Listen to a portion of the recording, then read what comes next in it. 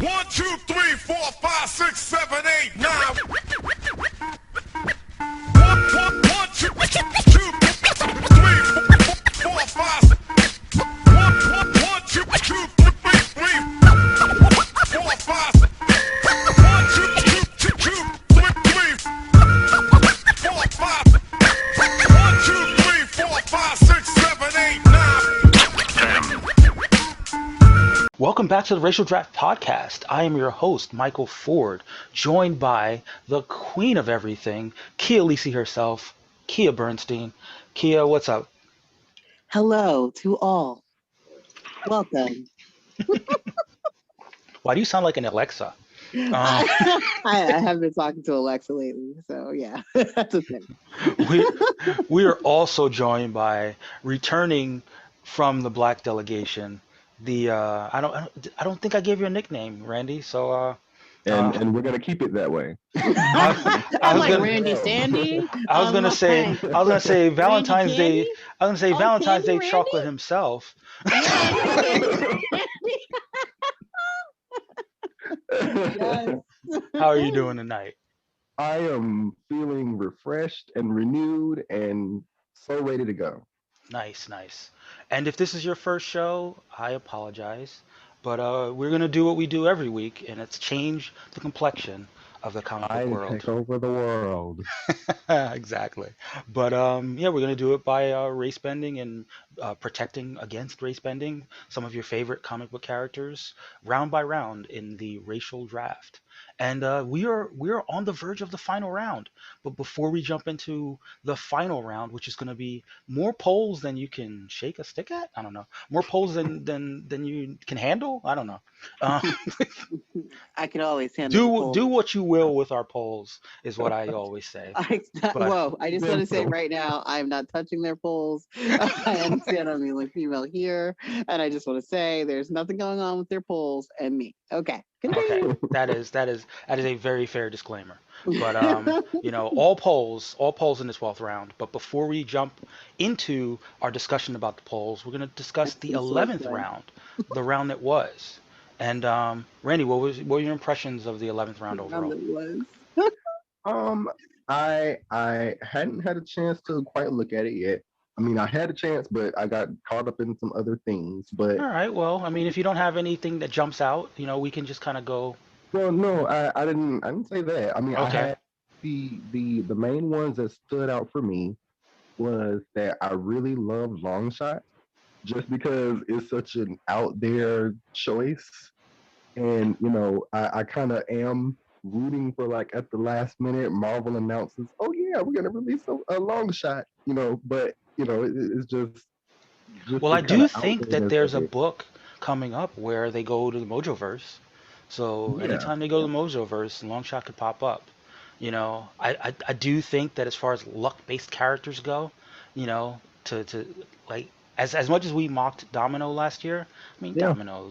Domino's still like more of a regular occurring character than Longshot. Yeah. And also, I'm trying to think off the top of my head. I had Doctor Doom, Lex Luthor, and Elektra all on my list. So I applaud them for seeing the quality, but I'm also mad that I didn't think to get to them first. Right, right. What about you, Kia? What were your impressions of the 11th round overall? The 11th round was all right. Like I didn't hate it. I didn't like love it, but there were some picks that I was like, you know what, that's not too shabby. I was more interested like when we got to the polling, like for people that like said they didn't like it, I wanted to know why. Yeah. Why? Interesting. Why? Well, let's dive right in then. So the first pick, I gotta like it. I gotta like it. The East Southeast Asian delegation has been stealthily, really, making strong picks, and this time they were able to swoop in, and protect one of their big time players in Shang-Chi. He's been killing it in the miniseries game. Yep. I think they officially announced that he's got an ongoing. So that character's still here to stay. Obviously, He had a movie that was supposed to come out this year that will probably get pushed back because COVID. Yeah. But everybody's, Shang-Chi is the guy. Everybody's into him, and I think his ceiling is just going to continue to rise. He's up and away, so to speak, for Shang-Chi. Um, I will go ahead and jump into the wiki for it. Sorry, before I jump into the wiki, I will give you the approval rating for the pick, and that is 90.9% approval rating, So who's the hater? including Hey, 72.7 strongly approve, 18.2 somewhat approve, 0% somewhat disapprove, and 9.1% straight up anti-Asian anti-Asian. anti-Asian racism. You hate to see it. You hate to see it. Yeah. That is so horrible. But what are they mad at? Yeah, They're mad exactly. Like about nobody the even knows that character really. they're mad about the East Southeast Asian delegation drafting an East Southeast Asian character. That is some They are fuckery. mad. They are mad at the East, Southeast Asian people being happy, and I feel like that's rude. So Yeah, just totally rude. wow. Foul, foul, foul. Thumbs down to whoever you are. Yeah, But and then here's you don't have the balls or the vagine to actually say, like, why? I know, Bull crap. It's bull sad crap. stuff, sad stuff. Bull But crap. yeah, but I'll go ahead and jump into the wiki. Um, Shang-Chi is the son of a sinister Chinese mastermind. He was raised and trained in the martial arts by his father and his instructors, a spy, a romantic, a philosopher, and an avenger. As one of the best martial artists in the Marvel universe, Shang chooses to use his talents to fight evil and defend the innocent. One of. Well, That feels like an oversight. One of. Okay. very good point. Shang-Chi is the best around. He's the master. Like that. That's not just Maybe like he's the maybe whoever wrote that, like yeah. Like his villain just like edited his wiki like he's one of. I guess. Yeah, he's like, I mean, for an Asian guy, I guess. But yeah, you can't knock it for the 11th round. I mean, he could be putting up, top five numbers for the delegation, and they got him here. It's absolute steal. Uh, I'm not gonna begrudge the white delegation and their fuckery and their, propensity to take characters away, but this one might have slipped through the cracks for them. You know, so great pick. Round of applause for the East Southeast Asian delegation. Mm-hmm. But I got to give 2 rounds of applause for the multiracial delegation. Oh, Shout out to Shep because is that because good? they drafted the god Victor Von Doom, aka Yeah. Doctor Doom, aka Yeah. the top villain in all comics. What a good steal. Like I'm gonna be honest, I was a little worried about, the multiracial team, but I think they got a chance, honey. I Yeah. mean, Doom is a character that shows up. For him to be a villain, he shows up like he gets a lot of crossover. Yep. He gets a lot of crossover, and so it's really impressive to um basically kind of manage to finagle your way into having that character and not even really have other people seem to notice. Like it just, I I mean, was when he did every it, I week felt I like, was thinking to myself like, why is Doom going undrafted? What's yeah, going on here?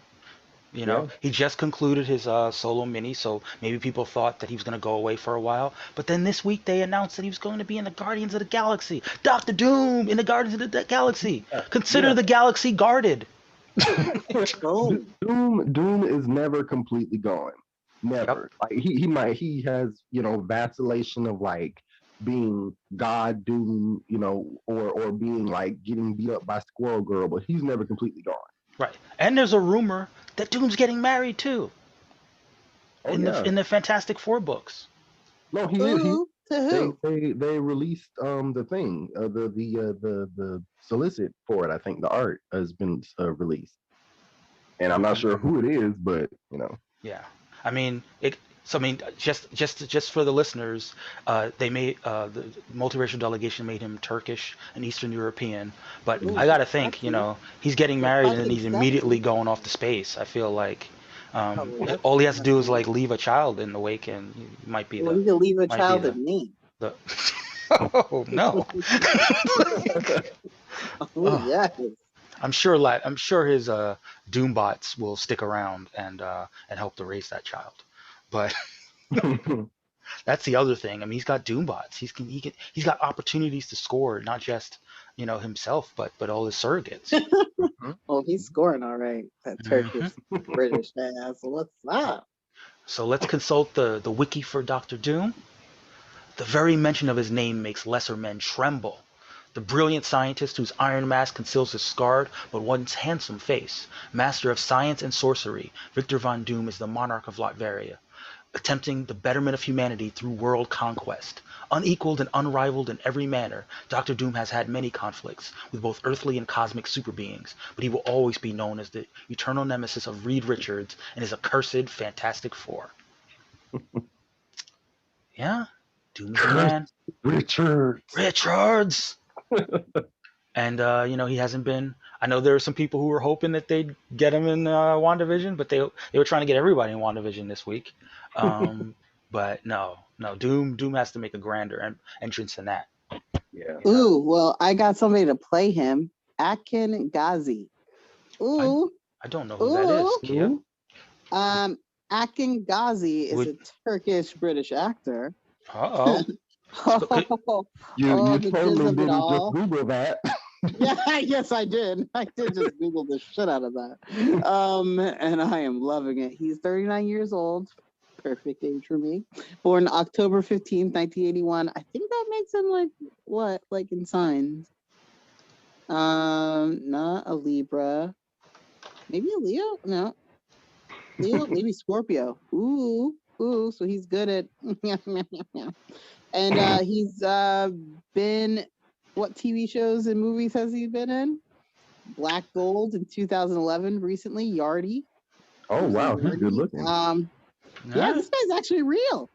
yeah, look at The that. Look movie at Kia coming Close. through with the bomb fan casting. You know, Nightfall. He was might have actually to in the TV show Nightfall. might have to Um, share that with the might have to share that with the multiracial delegation, Kia. Fantastic Beasts. He was in there. Zero Dark 30. Fantastic beast. He's like, yeah, I'm gonna show you a Fantastic Beast, all right. Well, that's good. All Okay, right, there you have there it. you go. Those of you who are listening and not enjoying our screen capture via Patreon, you're missing out. But maybe you should become a Patreon. Um, I'm putting my pants back on though. Randy's upset. I would be remiss if I didn't mention the approval rating for this pick, which we're talking Doctor Doom here, so anything less than 100% is all hateration and holleration, and the people, racist as they are wont, only gave him 85.7% approval rating. Damn. That is a 85.7. B. You should be We're Yeah, ashamed. giving that is Doctor Doom unsat. average. We're giving Doctor Doom average. Oh, okay. I see. Huh. Yeah.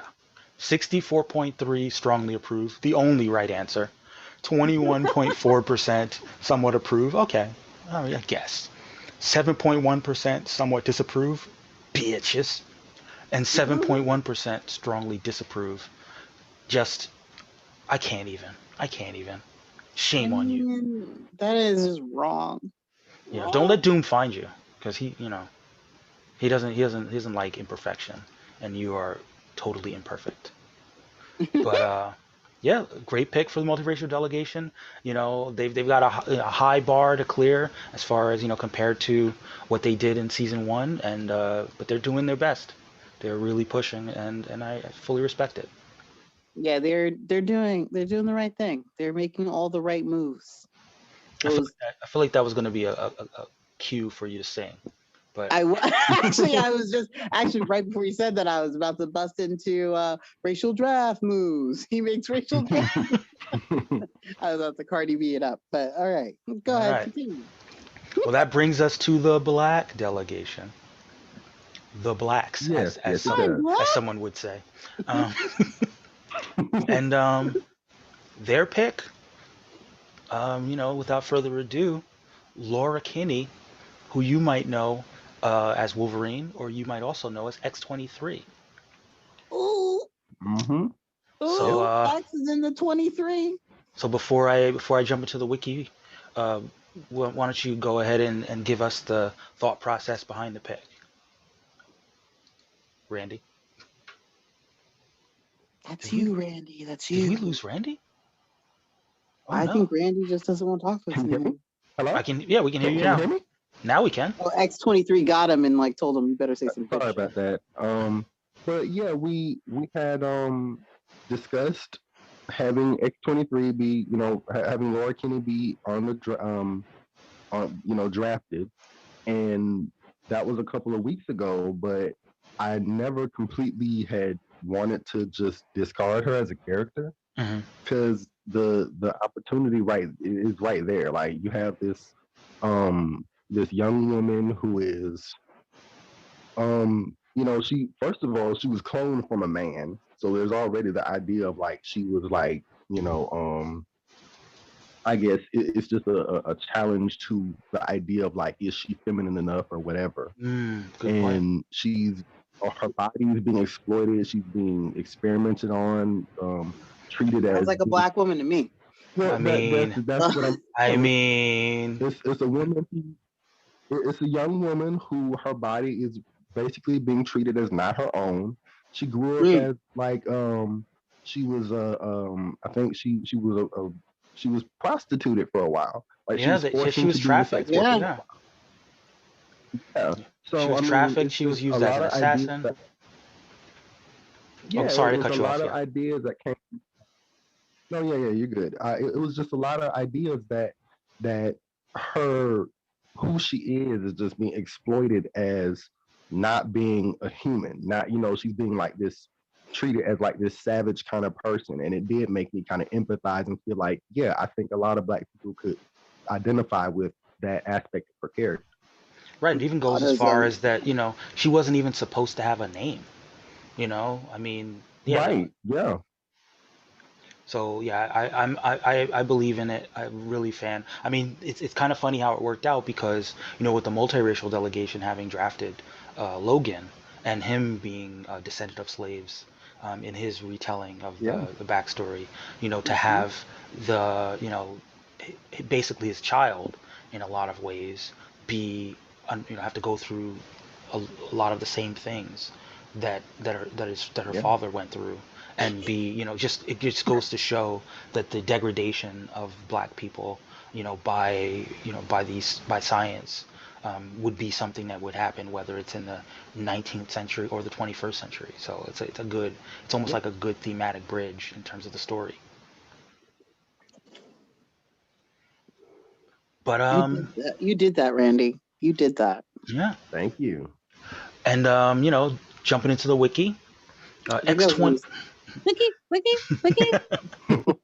X-23 is a product of the Weapon X program, cloned from a damaged sample of Wolverine's DNA. Since she could walk, she was trained to kill Wolverine, but instead she joined the X-Men, becoming his daughter figure and eventually his successor. And in Cool. terms of the approval rating, you'll be happy to know that it was a 92.7% approval rating. We're always gonna have racists. You're We right. are. No, sorry, I was wrong. It was 90, Racists. 91.7, my fault. So that's 75% strongly approve, 16.7 somewhat approve, 0% somewhat disapprove, and 8.3% racist.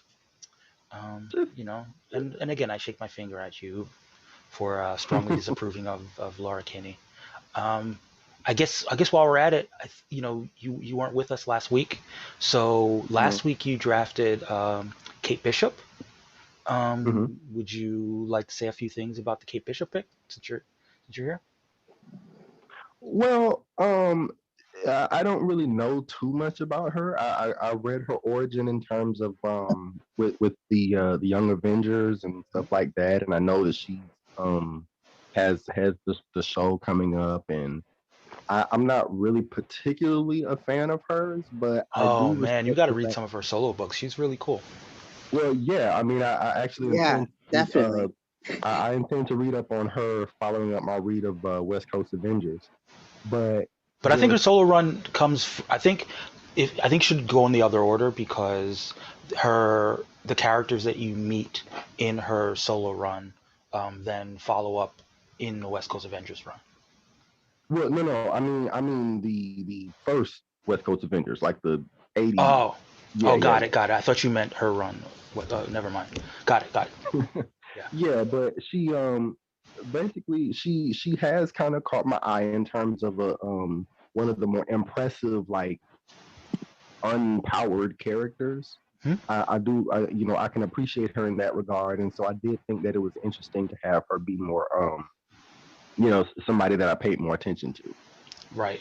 Yeah, Mm. one thing this is one of those things that's a little controversial in fan circles. That she has such a tight friendship with America Chavez, Yeah, and it's good to see kind of like best friend best friend relationships. And obviously, from our like racial draft perspective, the fact that you drafted America Chavez means that you could actually have two black superheroes that are friends with each other, two younger black superheroes that are friends with yeah. each other. Which But we could also ship them too. I mean, that's the other thing. If Rule you 34 is way ahead of you. Yeah, all you got to do is Google Americate, and you'll see all types of stuff on Tumblr. And I listen.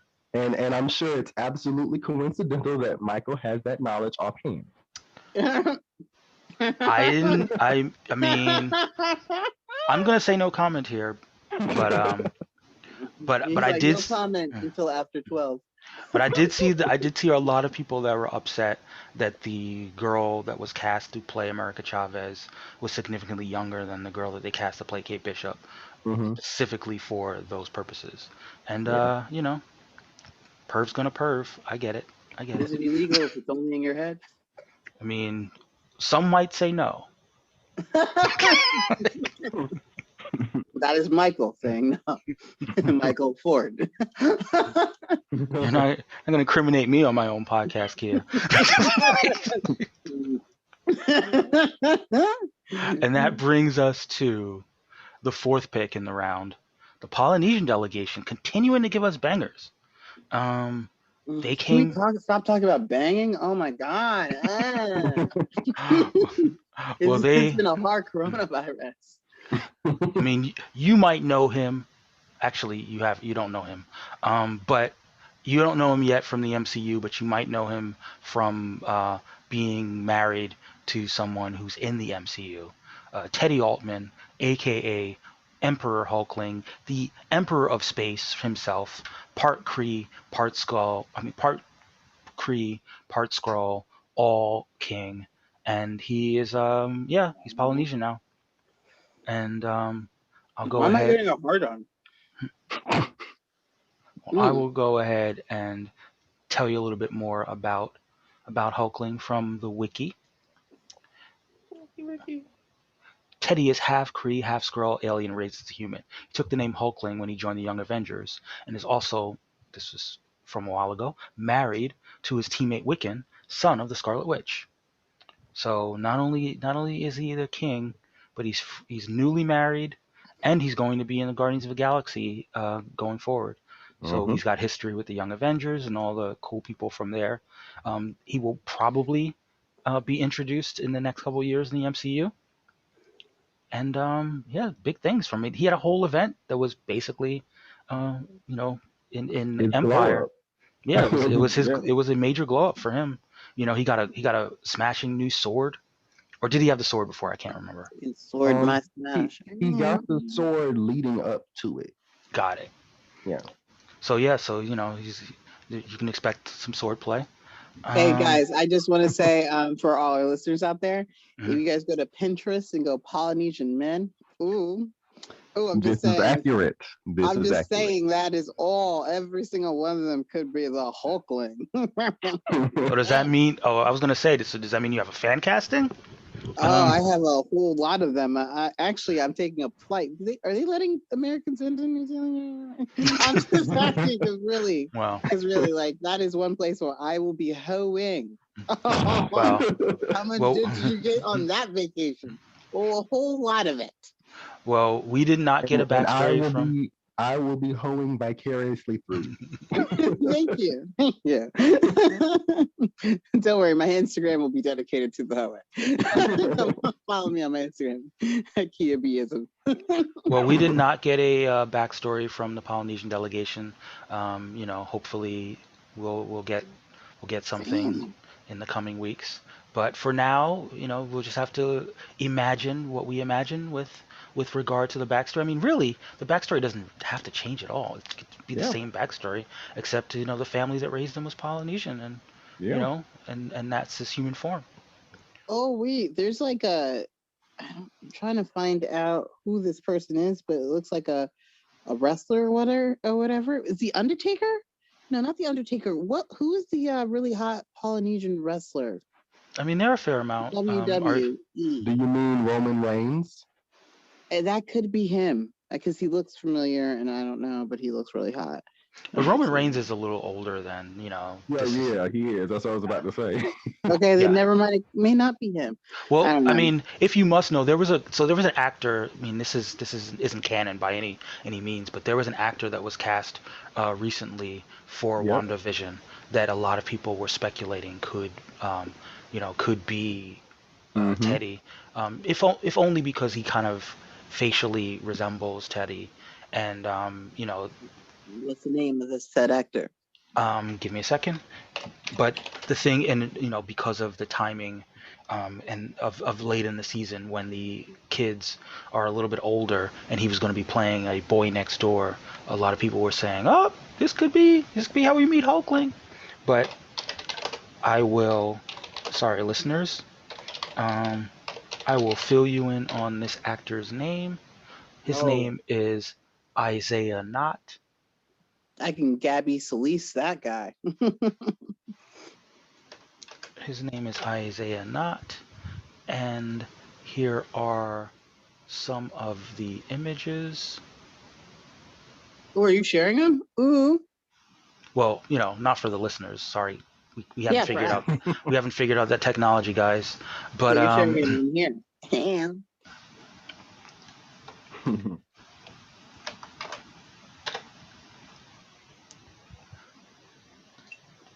yeah. So Hulkling, in terms of approval rating, Ooh. people the people gave him a 90% approval rating for the Polynesian What the delegation, fuck? including 70% strongly approve, 20% somewhat approve, 0% somewhat disapprove, and 10% racist.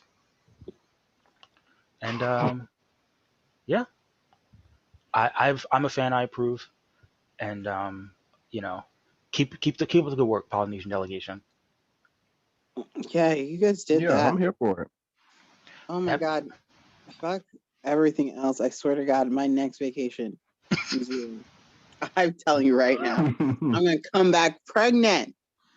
Ew. With Uh, twins, with different Siemens. wow, that's Yeah, I said not that. not even a WandaVision style pregnancy, an Mm-mm. actual you No. know, Who's your okay. daddy? You're trying to come back with a speed and a weekend. I got. Oh, yes, I am. Yes, I am. May the Lord smite me with that and I never recover. Well, that brings us to the fifth pick of the round, the Latinx delegation, who came through with a banger.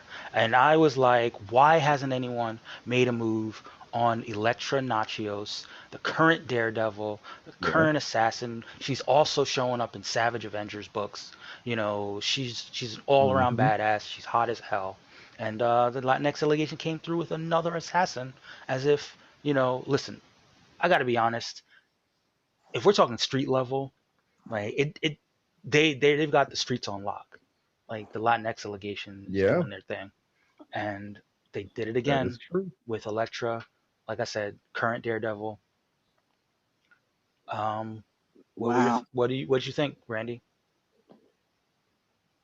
I mean, I would tell anybody she was on my list, and I was trying to like weigh the option of like who would be whether or not she would be more likely to show up, or because I don't actually keep up with the Daredevil comics. I read Savage Oh, Avengers, and he's not always in Savage Avengers. So I was like, maybe she might show up, maybe not. And I ended up like deciding against, and I was like, dang it, they grabbed her right when I was like, right ready to, grab her. So, gotcha. So wait, So you're gonna grab her? We're gonna get consent first? of course. I'm only kidding. I'm only kidding, people. And here's from the wiki: the lethal Scarlet Assassin, Daredevil's most fearsome enemy, as well as his former lover, and most renowned as being the greatest assassin in the world.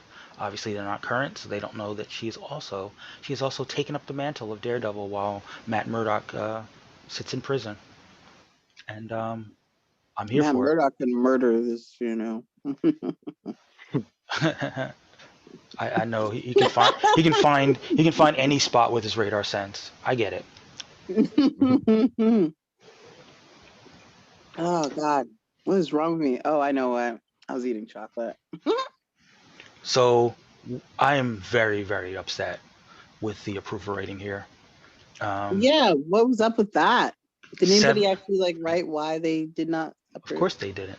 78 point 78.6% approval rating, Mm. including 64.3% strongly approve, 14.3% somewhat approve, 7.1% somewhat disapprove, and 14.3 strongly disapproving. Is That that is you, Randy? Did you disrespectful. did you disapprove because you wanted the pick? Honestly, I actually strongly approve because I mean she's a really good pick. It's I it's know. crazy. Like I honestly I kind of like every time I feel good a really like standout pick like that, I'm always like, dang, why didn't I pick that person? And I then I know. remember that I got Krakoa, so it's fine. I know you got in there before I did. He stole our joke. I He know. I was stole it like, from but us. Krakoa though. Randy wanted our joke. Like, Yeah. Now I will say this. I will say this. In terms of you know, fan castings and the like, I believe we got a fan casting. ooh, who was it? Let me see if I can find it. But we definitely we got a fan casting for her. Um, but I don't have it. Uh, Mm-mm. Prior planning prevents piss poor performance. uh, you're right. You right. You right. Um, you're gonna make me check. Um, Yep. why don't you vamp while I check here? Okay, well, I guess I'm just gonna show my titties while everybody. Just kidding. I'm just kidding. But Randy, Hmm. if there is one person on your team that you could, say, you know what, next year, and like, replace him with somebody else, who would it be? um, it would be replacing Hawkeye with Storm because I actually do approve of my Krakoa choice. I just wish I had done it at a later time. Yes, like maybe like in the last round, like they Right. have now. That's But fair. also but to be fair, I would say that the people that I have chosen for this round 12 poll, I actually am pretty proud of my choices. So I feel like they're, Oh, really? What are some of your choices for your poll? well, are we allowed to reveal them yet or I was just trying to. Yeah. No, you're not. I was just trying to trick you into saying it. All yeah, right. I'm like So the fan casting was Asa Gonzalez Reyna, who is I am not familiar with her, but I will send you guys a link. And any excuse to Google images of her. I any excuse for Google Images. Oh, she cute. So that was the fan casting for Elektra. She was in Bloodshot with the Vin of Diesels. She's Mm. from Dust. Oh, was she the main character in Dust Till Dawn? You know that weird like TV show? vampire thing? Yeah, the TV show. Oh, Hmm. Hold on. Yeah, I think she was. Okay, I don't and know. she was also in Baby Driver, which I also haven't seen. Um, Okay. Her, yeah, yeah. Okay, all right. I don't hate it. so shout out to Carlos for the on point fan casting. He also I'm here casted for it. you know, I, I'm another here shout for it out. because she actually kind of looks like the lady who played her on Netflix. So yeah. Yes, the Elodie Young. That's what I Hmm. was gonna say. I mean, in terms of castings, Elodie Young was an amazing Elektra. Yes. Um, One thing that, of course, she kind of represented, in a sense, a uh, a racial draft because, as we know in the books, Elektra is Greek, but this Hmm. actress is, I believe, Filipino. I think so. So, that was a coup for the Asian delegation back then. But this is now a coup for the Latinx delegation. And shout out to Carlos for doing a little bit of fan art. So if you follow our account or if you search for Electra Racial Draft Pod, you'll see the fan art of two lethal women in Psylocke and Electra. Mhm. Pray that they don't come for you, or pray that they do. I was about to say. Okay, and just real quick before we move on, I just want to say that Asia was also in Gem and the Holograms. Shout out to Gem and the Holograms because I used to watch you as a kid in Yeah, but no cartoon shout form, outs, and that but was no shout fire. outs to that movie because the movie was trash. I Um, didn't watch the movie because it looked like trash, but the cartoon though I think they even put the Gem on Netflix, and oh God, yeah, I love I it. was a fan of the cartoon. They Yeah. need to make a movie based on the cartoon, not a movie based on whatever Yes. that was That based on. one. Yeah. Well, that brings us to the Native American delegations, stealthily, Oh. stealthily still making moves, still making big moves. Not auto drafting, forget all that stuff, because they came through with, in his own way, one of the gods of the DC universe, if not the smartest, one of the top three smartest men in the DC universe, the mastermind himself, Lex Luthor. Hmm. Kia, Damn. what did you think What about a Lex Luthor? pick. Former President Yeah. Lex Luthor. So you know Yeah. what that means? That means we had a Native American president.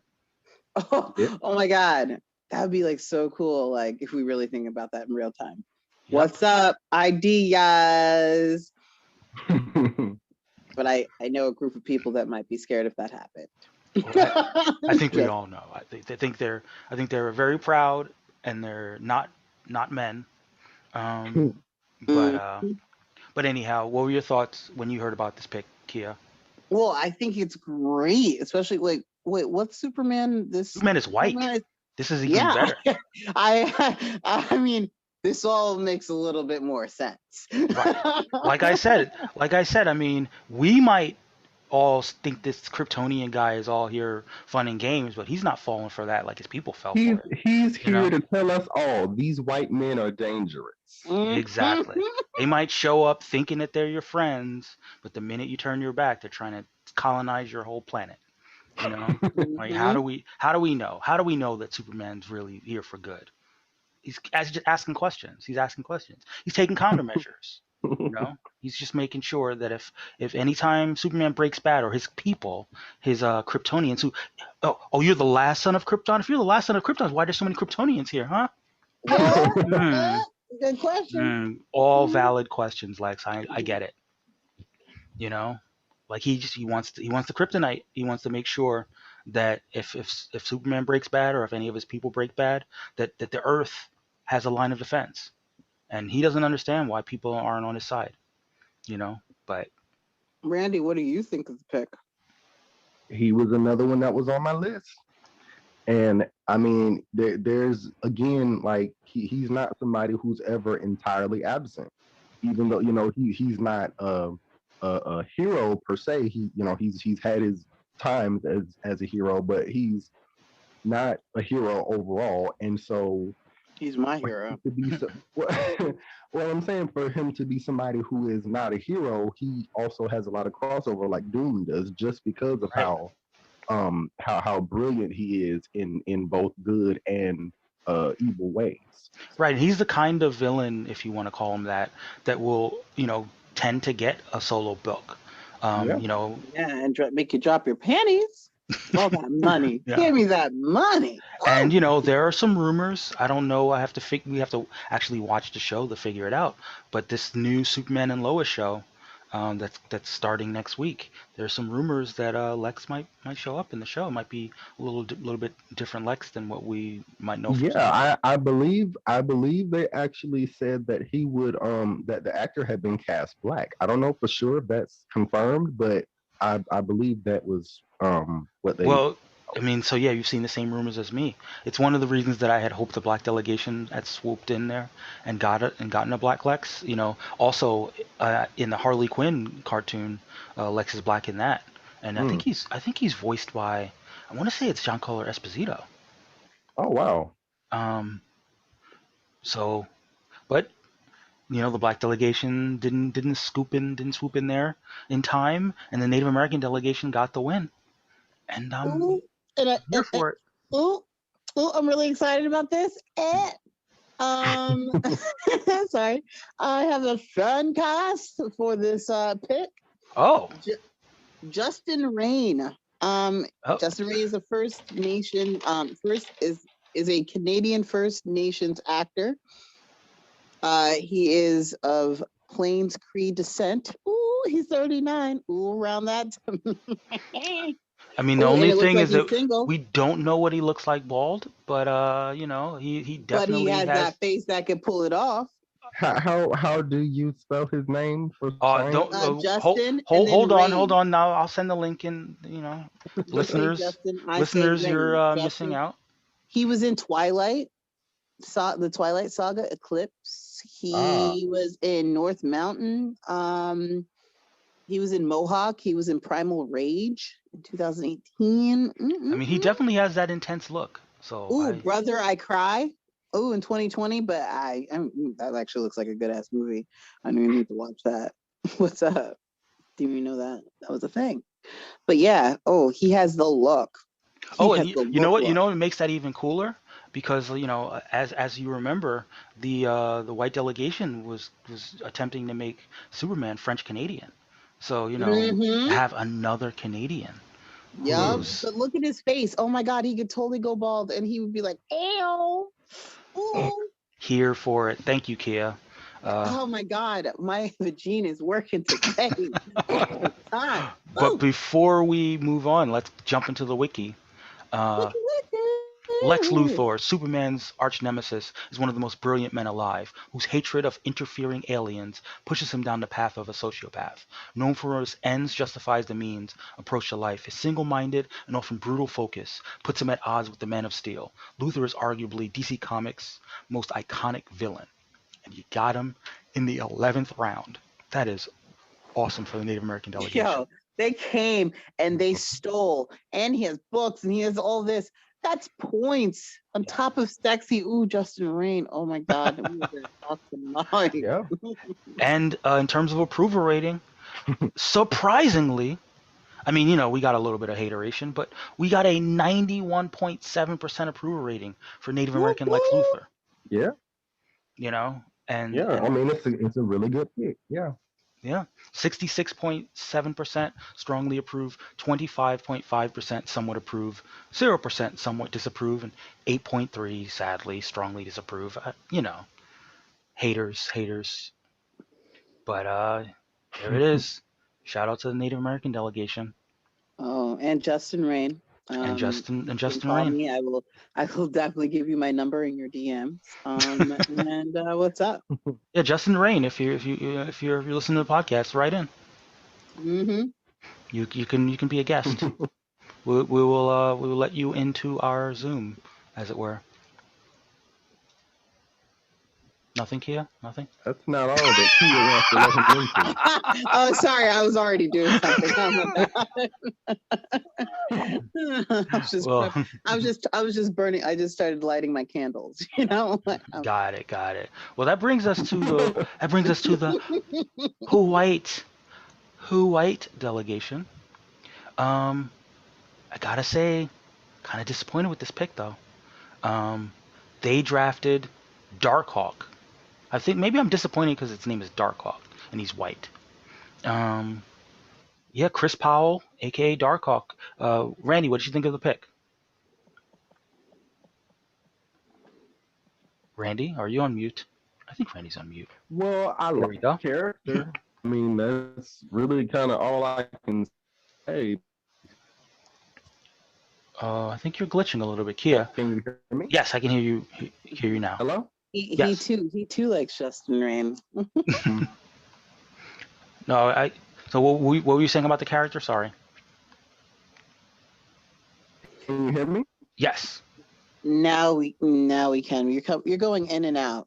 Like Justin and Rain not should in be not in able a to good No, way. live. I Yeah. just was saying that I do actually like the character of Darkhawk, Mhm. but oh gosh, hold on. All Okay. right. Let me see if I can move to get better reception. No You problem. just gotta move a Can little bit to the you left, hear me now? like Yes. up, little up, go up, up, right there. Oh yeah, right there. Yeah. Can you hear me now? Oh What up, wow, bro? there's a lot of background noise. We have been joined by the delegate from the multiracial delegation, Shep.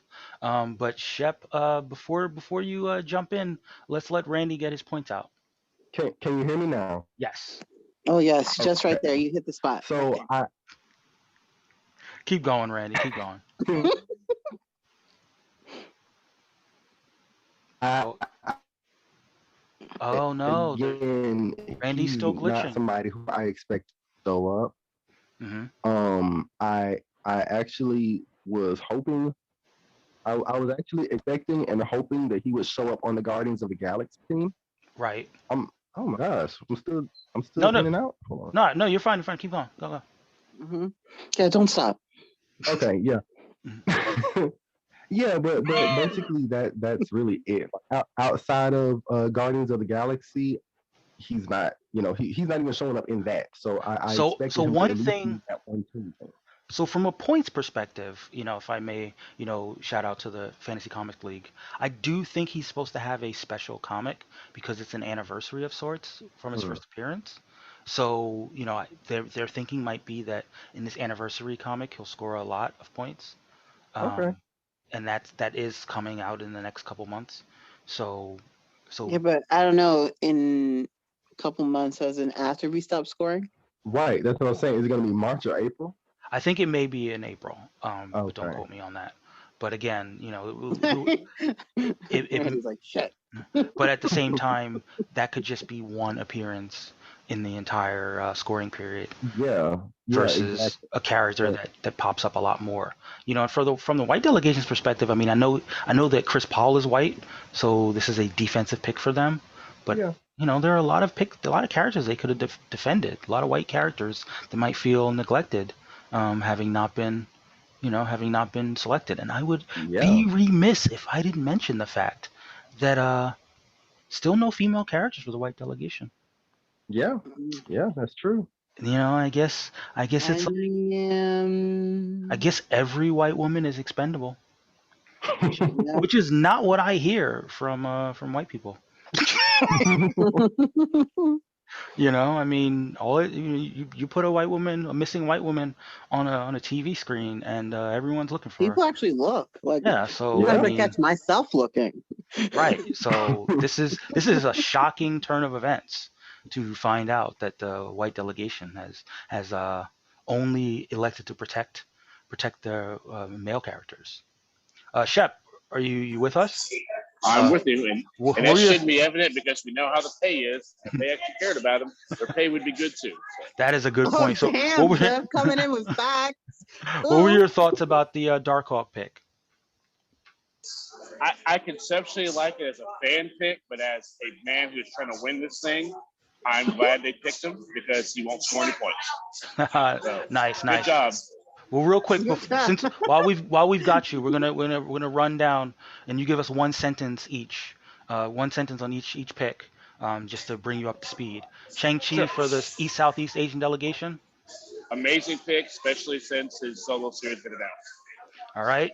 Obviously, Obviously, Doctor Doom for the multiracial delegation is just Best pick flames. of the round. Yeah, Yep. honestly, I think it is. Yeah. X20, Laura X23 for the black delegation.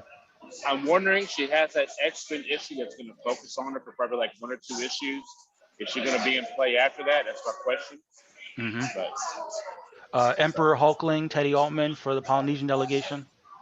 good, because he's got a solo coming out from King and Black tie-in, and then Guardians of the Galaxy. Elektra for the Latinx delegation. Probably the second best pick in that whole thing. Lex Luthor for the Native American delegation. But tied for second best pick because Native American Lex Luthor, I'm rooting for him over Superman. All right, so you're up to speed. But let's dive into the wiki for Darkhawk. Wiki. As a teenager, Chris Powell Chris Powell discovered an amulet allowing him to don the alien armor of Darkhawk, belonging to an ancient sect of Shi'ar assassins known as the Fraternity of Raptors. Oh, I get it. He's a frat boy. It provides immense protective and fighting power to its wearer, along with access to its data song, which grants the ability to access memories and possible future outcomes of events. So that is a Darkhawk. He is actually from Queens, New York. But in terms of approval rating, 90% approval. That's weird. Yeah. I think somebody I don't seriously think just like. Go ahead. I don't Go think ahead, that's Chad. weird just because Darkhawk's a cool character. He's still white. Nothing changed on him. Right. You know, I mean, like, as a character, like, I mean, I approved it because, like I said, No, you anything did that's it. not It's going to give okay, you Chad. points. Oh, I did. Right. No, I did. I fully approve anybody who takes a pick that's not going to score them points. I'm fine with it. But, Well, I mean, conceptually, I get the pick. He's a great character who is Yeah. underused. Yeah, I yeah. think Right. it was the last, all the cosmic stuff's the last time we really saw Darkhawk. right. And I can totally Right. get that if, at the time, we didn't know who was going to end up in the Guardians of the Galaxy. And he Right. seemed like a character that should be in the Guardians of the Galaxy. Literally, I saw the silhouette on the thing, and it was two outstretched, like long appendages that were in silhouette. And I was like, that has got to be Darkhawk. I can't imagine who else it could be. And they were like, haha, joke's on you. It's actually Supergirl with his arm stretched out. The fake out. So, but yeah, so 30% strongly approve, 60% somewhat approve, 10% somewhat disapprove, and 0% strongly disapprove. So, Sounds about right. sounds about right. Good one. High five. And that brings us to the seventh pick. No, sorry, the eighth pick in the round. The Jewish delegation. Shout out to Adam. Shout out to Adam out there. Long shot. What do you think about long shot, Randy? Oh. Longshot is one of my faves from the X-Men universe. I've always loved the character. And so I hope that we get to see more of him. I hope he racks up points because he's a very cool character. Well, I'm going to jump into the wiki. And then after I jump into the wiki, I'm going to ask for Shep's thoughts. Longshot is an extra-dimensional rebel warrior created through genetic engineering. He has amazingly good luck, as well as superhuman agility. Formerly a member of the X-Men and of X-Factor Investigations, he's currently operating on his own. Shep, what did you think about Longshot? I'm with Randy. He's actually one of my favorites. I know Adam picked him by the heart, so I'm not going to trash it because Adam wanted to pick a guy that was his favorite. They realized to score. Now, do I think he's going to score any points? Probably not. Although I will. Would you consider it a long shot? I would have considered it an impossible shot. It's much power for me to kick in. But I will say this question and putting it out there as I think all of us probably kind of like long shot in some degree because he's a pretty cool dude. Mm-hmm. Is he a mutant? And would he be on Kuroko? Because he's not a mutant. He's technically made in the lab, you know? He's not a mutant. He's a clone, and like they genetically engineered him and stuff. So I mean, I would like to see how they address it, just because he's been such an ally to them in the past. But But it's yeah, weird, he's right? not Because the like Shatterstar is also genetically engineered, and he's also, you know, like if I kind of feel like they could both. There's arguments for both being yeah.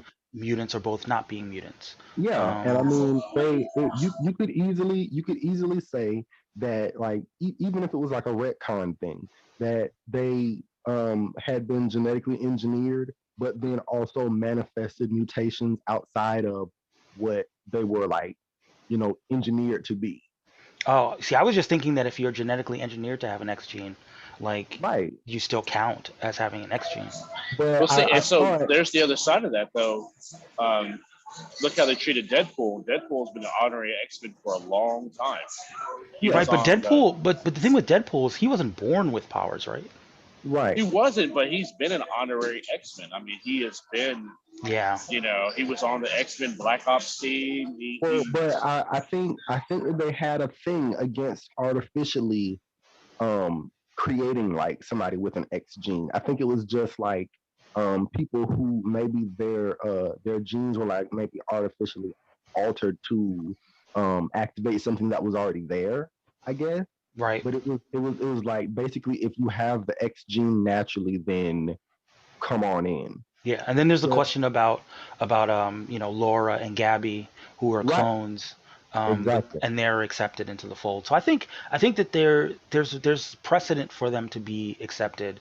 I think honestly, there's a rumor that in the X Factor, right, in either April or May, they're going to Mhm. Mojo World, and Right. we actually may see Longshot there. Ooh, well, speaking of Mojo, I have a fan cast for this person right here.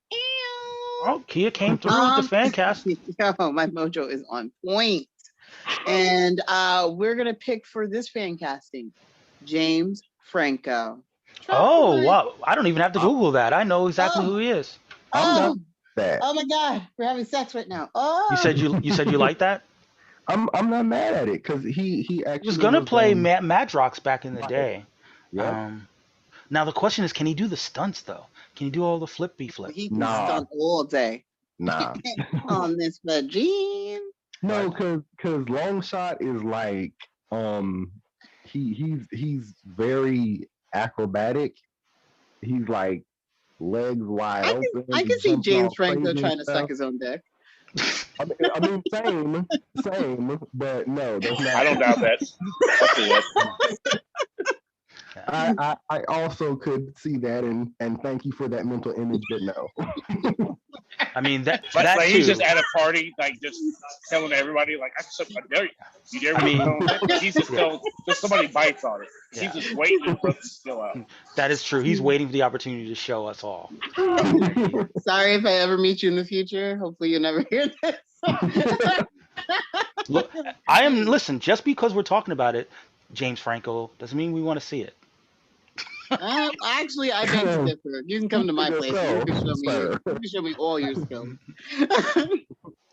But But let's look. Would I normally want to see that? No. But if I want to see a Hollywood actor bend over at the bar and try it, you know what? I'll bill him to the bar and say, okay, go for it. I'm gonna see it. fair point, fair point. So in terms of approval rating, surprising outcome, or maybe it wasn't. Maybe it's just because, like you guys said, it isn't a very high-profile character that shows up a lot and scores a lot of points. So maybe it's not pure anti-Semitism. It's probably a little anti-Semitism, if we're being honest. So Well, 40. that's because he didn't tell him it was James Franco. I think he would have got 100% right. Fair point. Thing. But it was a 70% approval rating. 40% strongly approve, 30% somewhat approve, 20% somewhat disapprove, and 10% strongly disapprove. So, Oh, I mean, we're pulling, in a way, we're pulling for you, long shot. So, Yeah. hopefully big things happen for you in the coming weeks. But that brings us to the final pick of the 11th round. The suspense is building. mm-hmm. Helena Bertinelli, the Huntress, the South Asian delegation. Randy, what did you think about this pick when you heard about it? Well, I have gained a new appreciation for Huntress in recent months just because it was, when I watched Harley Quinn, the Birds of Prey movie and stuff like Hmm. that, I actually read the Birds of Prey comics to kind of get myself up to speed, and I was like, she's actually pretty great. Yeah, So I'm here for it. yeah. She's actually sort of an underrated badass. A spy. She's it's always weird when someone's in the Bat family but they kill people. Yeah. So she's kind I of in the mean, periphery in that respect. yeah, But she's like just her origin. I like to say constantly that basically everybody else in the Bat family has a more compelling backstory as to why they want to be a hero than actually Batman himself. But but I mean, yeah, she has the motivation and she has the skills, and then on top of that, she has the costumes and all of that stuff to boot. So I'm a fan of it. I'm here for and it kind of bums me out because I don't know how many listeners were fans of the Arrow television show, but No one. she was in the show in the first two seasons, and I always wanted her to keep coming back, but she never she did. she was there for all of like 2 seconds, and she like they just wrote her character out, and occasionally they would reference her and stuff like that, but she just never came back. And I'm like, okay, well, you have all like you have all of these street level vigilantes, and we just never see Huntress again for no reason. That's kind of weird. Yeah, it's like you have a canary, you have a huntress, you have a fake oracle. Like you had the elements. You had the elements And for Birds of Prey. yeah, and similar disappointment comic wise, because I mean, I don't hate Red Hood, I don't hate Nightwing, Robin, Batgirl, but Huntress, she has her own little, she has her own feel to her. That's something different from, it's different from a Batgirl, and it's different from a Red Hood. So she kind of sits in that little area of like, yes, she's a street level vigilante who uses violence and she's okay with killing, but it's not quite the same as Red Hood, and it's I'm not just quite the saying, same if as you have a red hood, we're not having sex. You gotta get that checked. Sorry. Fair, fair. But let me jump into the wiki real quick. Helena Bertinelli, born into one of Gotham's mafia families, became a spy and a vigilante, destroying those that had killed her family. As a key member of the Birds of Prey, she has moved towards brutal but non-lethal methods of fighting crime. There have been some actors that have played her, but to my knowledge, no South Asian actresses, and that should change. I think that would. Shep, I your thoughts? I agree. I want to say conceptually in my heart I like the pick. It's the Bat family, so you never know when she's going to pop up. So it could be yeah. a phantom points getter. But I've always thought DC has missed the boat by not making a Red Hood and Huntress book. Yeah, And then exactly. you move them out of Gotham to New York. Yeah, She's already technically got her revenge. So Yeah. have both of them keep chasing crime and go to New York. Or they could exactly. just Have them. travel the world.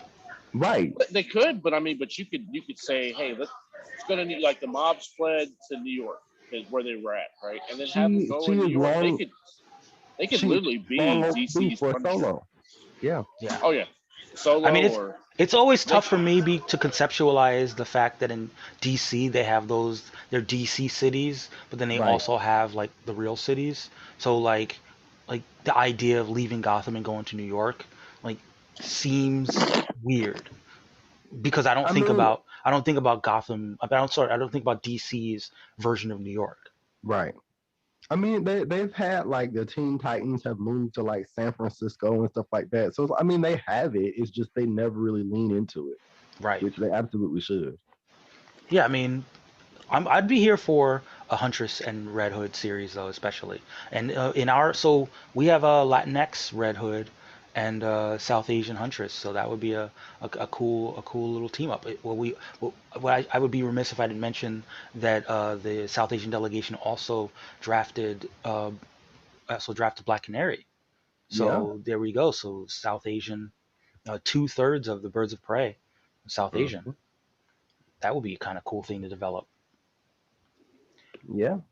Now, in terms of approval rating, 92.9%, including 78.6 strongly approve, 14.3 somewhat approve, 0% somewhat disapprove, and 7.1% racist. Um, but that concludes the round. That was it. That was the 11th round. How do you guys feel? Did it fill you with energy, vigor? I like the 11th round because I was surprised that Doom went so late, and since I joined in late, you guys have to tell me how you felt about the Doom. I love the Doom pick. I really did because it's like we got Doom last season, and I approved of just his prevalence throughout the Marvel universe. He's sure to be a points getter, but generally he's just a really compelling character that is like you kind of want to see what he does next, and so yeah, I approve. And as did I. Do you guys want to tell him what I had for the fan Oh yeah, cast? there was. Oh yeah, there was Oh a fan. yeah. Akin Ghazi. Gosh, guys, get on it. It was a really good fan cast. Really was. Akin Ghazi. Yeah, check in our chat, and then, Shep, and you can see the link to Oh, and the then I will character. definitely do it. guy. I gotta go print him out on my printer. Put him on my wall right next to my bed. You put him. Also, so I mean, I guess I may as well jump right into we may as well jump right into the news, because we had some interesting news stories this past week, and a lot of it involves the South. Well, not a lot of it, but some of it involves the South Asian delegation. There is a HBO Max. There's a rumor that HBO Max is working on a new Constantine show. Yep. And the rumor is that they are seeking a brown man, more specifically, a Riz Ahmed type, which would be in line with something that we had talked about in the early stages. Our friends in Illuminati kind of broke this rumor. Was Murphy's Multiverse talked about it a little bit more, but yeah, they're looking at a South Asian, potentially South Asian John Constantine. I I'm a little mean, surprised this against the current guys. they say like a Riz Ahmed type, but I was kind of leaning more like Sasha Dewan, the guy who plays the Master on Doctor Who. Okay. I feel That like name rings. Was he also in Iron Fist? Is that the same guy who Yep. played Davos. Yep. Davos in Iron Fist? Mm-hmm. Okay, so yes. Well, it's funny though. Like in the early stages, before we did season one, I had actually cast Naveen Andrews as John Constantine. Hmm. You know, yeah. There's a pic that I shared of him, wearing like similar garb with a cigarette, and I thought it was he really had that John Constantine energy. But either way, I mean, regardless of these fan castings, I hope they go that direction, and I hope that in the upcoming seasons that the South Asian delegation, scoops in and gets their Constantine. Yeah. Ooh. I think it'd be pretty cool. Yeah. So another bit of casting news. This was, I think, had been rumored for a while, but it was confirmed that Yeah. Tunisian Dutch actor Marwan Kenzari, who you might know from the Aladdin movie, who played Jafar, he will be playing the villain in the Black Adam movie. Now, I don't remember the name of the character, but he will also be an acronym. I think Sabak is Sabak. I think so. Yeah. Yeah. Yeah, that's exactly what I think too. I thought he was Aladdin, not Jafar. No. No. He was No, he was Jafar. Jafar. He can be my Aladdin or my Jafar. What's up? He was also in the Old Guard. He was one of the people on that team in the Old Guard. Yeah. So yeah, he's a really good looking guy, I gotta admit. Good looking villain. Always a fan of that. I'm Gosh. holding On this out whole hope. podcast, I haven't been able to keep my legs closed. I'm still holding out hope that he'll bulk up a bit and be cast as Kraven in the third Spider-Man movie. So Well, I mean, if he's being cast for Black Adam, yeah, even though that movie might never come out, it's going I know to what he's craving. yeah. I don't think he's gonna have time. To work on that Craven thing. But I'd like yeah, to see him He's actually gonna have all the in a time in the heroic world. role in the MCU if they ever figure out something for him. You know. Now, see, now a hero wise, I guess, quote unquote hero wise, he maybe could be Namor, but no, but didn't they have what's his name already? Never mind. Yeah, Yeah. the I mean, yeah, we had talked about that a little bit last week. The rumor of Mayan Tenochtitlan, Atlanteans, and Tenochtitlan. yeah, but yeah, I mean, I, I liked his acting in the Old Guard. I didn't see Aladdin, but I would love it if they figured out a role for him in the MCU, and you I know, hope. Ooh, yeah. hopefully, hopefully he does a really good job in the Black Adam movie, and then Marvel, you know, gives him the bag and he jumps ship. Yep. I mean, there's one thing when you're making WB money, but when you're getting that Disney bag, that's a whole other level. That's Oh forever. yes. Oh yeah. Exactly. That Disney And bag ends about 5 seconds before the sun goes out. um, another bit of news for those of you who are fans of Stargirl. It's not really in the purview of the racial draft, but I feel like it was worthy of talking about. We're gonna Our old friend John Wesley Shipp from the Flash, who had been playing Jay Garrick. He's back, and he's gonna be on Stargirl. I So was pretty excited us about this. two confirmed. Yeah. Yeah, I've always been a fan of him as an actor. I mean, even back in the days, the '80s when he played the OG Flash, I liked him as kind of like a father figure to Barry Allen on the CW show, and now maybe he's gonna play a similar mentor type role on Stargirl. And yeah, I'm a big fan. What about you, Randy? I mean, of course, it's good news just because I'm a fan of um crossover generally. Hmm. Like I like when a comic book universe kind of makes the best of the connections that the different characters have. Right. So like it kind of frustrates me like when I say, for example, if you see a Superman movie and it's like no Supergirl ever shows up or no Steel ever shows up. It's like it kind of sucks. I want to see them kind of expand that family, and so to see this, the Justice Society, branching out to kind of allow it to Hmm. have the OG connections and not just always speaking about them in past tense, but like actually have them be there. It's a little bit more engaging for me. Right. And a little bit more casting news, I suppose. The Gotham PD show, which is supposed to be set in the universe of the Batman series, they did a little bit of casting. They did a let's see. I don't believe that these characters were named yet, but the lead female character is a black woman, 35 to 45 years old, who becomes the Gotham District Attorney.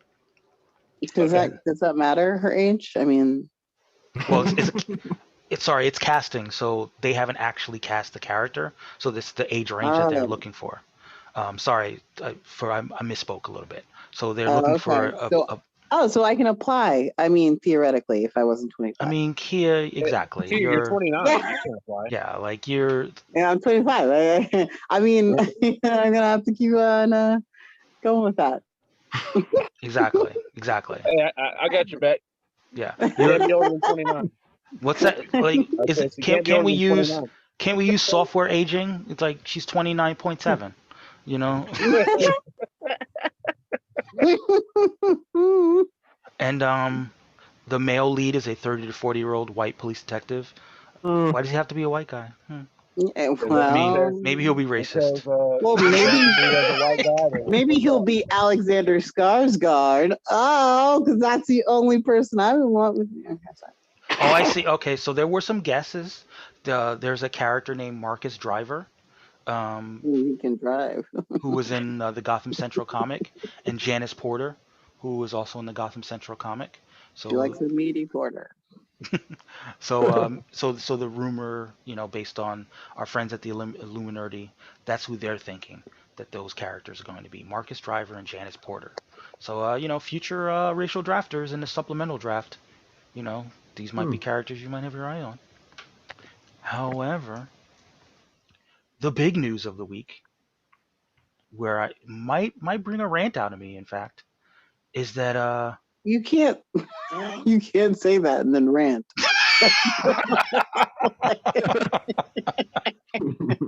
damn it, Kia. It's like you might bring a murder out of me. It's now premeditated. I feel a rant bubbling inside of me. It's just waiting to come out. Um, uh, and Sasha Callie, from the Young and the Restless fame. Private watch party, Tom and Jerry, and Judas and the Black Why are we Messiah. listening to somebody's Sorry, I thought GPS on the show? Like, Is that how you get around? This is navigation, Tom and Jerry. Turn uh, left, haha, joke. it's not enough. It's not enough that Latinx delegation got Batman. They're now getting Supergirl because Sasha Callie, probably Kaye, has been cast in the DC film universe as their Supergirl, and she will make her debut in the Flash movie, which is allegedly coming out. Um, I saw the heartwarming video when director Andy Machete told her in Spanish, in fact, that Yeah. that she had been cast, and she started crying in joy, and it was very upsetting to see people who were troubled by the fact Yeah. that they cast a Latina to play Supergirl because apparently Latinas can't be blonde. Weird. Despite I thought all Latinas were blonde. yeah I yeah mean, that's like a thing. Like they all. I'm yeah okay. so Majority of them. I don't want to use a universal. Say all. And get bad yeah things. so But weirdly enough, I got into this whole back and forth with a guy who was like, he compared a Latina Supergirl to Storm being cast by a white woman, Storm being played by a white woman, and and I'm like, how mm, Houseway, Halle Berry's halfway. like, no, I mean, but it's seriously, Houseway. it's just funny to me because I mean, of course, we already know the complaints always come anytime they decide to, recast a character, race bend a character. But Storm, her people are, her dad is African American and her mother is Kenyan. Yes, Supergirl is from a whole totally fictional planet. And correct. they have established on numerous occasions that the population of Krypton is not all white. Well, It's Weird. not. I think some. I don't want to say it. Okay, some people just think that like if they go into the universe, the only thing it makes no sense that they think that when you go into the universe, you're gonna find white things. No, Uh, but Like, I'm sorry. Like, that's crazy to me go into because science. that's the crazy part because they Lack always of try to pigment is not normal. No. but they always go in terms of like a fantasy, like anytime it's a fantasy genre or anytime it's like a science fiction genre, then they're okay with like Doctor Strange tutting and putting out magical vibes. They're okay with Flash defying the speed barrier or whatever. But then black people show up. Oh, I guess we Oh feel hell like no. being political now. I get. I think I draw. I think we all know where we draw the line. That's a little bit too far. and I, well, Space I think Negroes. this How is a would perfect timing I for our know. new arrival. He The felt us talking. delegate from the white delegation has shown up Uh-oh. right in time, just as we were discussing Just in time the to face my casting the casting of Kara Zor-El, or as I say, Kara Zor-El, um, with Yes. from the Latinx delegation. There's a win for them, and presumably a loss for white people. for the white. Even though she's an alien, Uh, Gordy, what are your thoughts about Supergirl being Latina? Young I've Gordy, never- all alien lives matter. Do it. Say it. oh God, whenever I hear that, I know it's not true. You don't mean all lives. You don't. I've never. When they say all lives, are like all lives at money and that are rich and that have privilege and then don't go to school with your kids. Oh, I'll we never white people understand when somebody gets mad about an alien being cast as any race. It like when I don't remember the actress's name off the top of my head, but the young lady who is playing Starfire on Titans. Oh yeah. Yep. The Tamaranian who's orange. You're not going to find an orange person. And if you are going to find an orange person, not Wait, counting the former president, it's rare. it's going to It's be very someone with a little bit of melanin. Guess what? Yeah.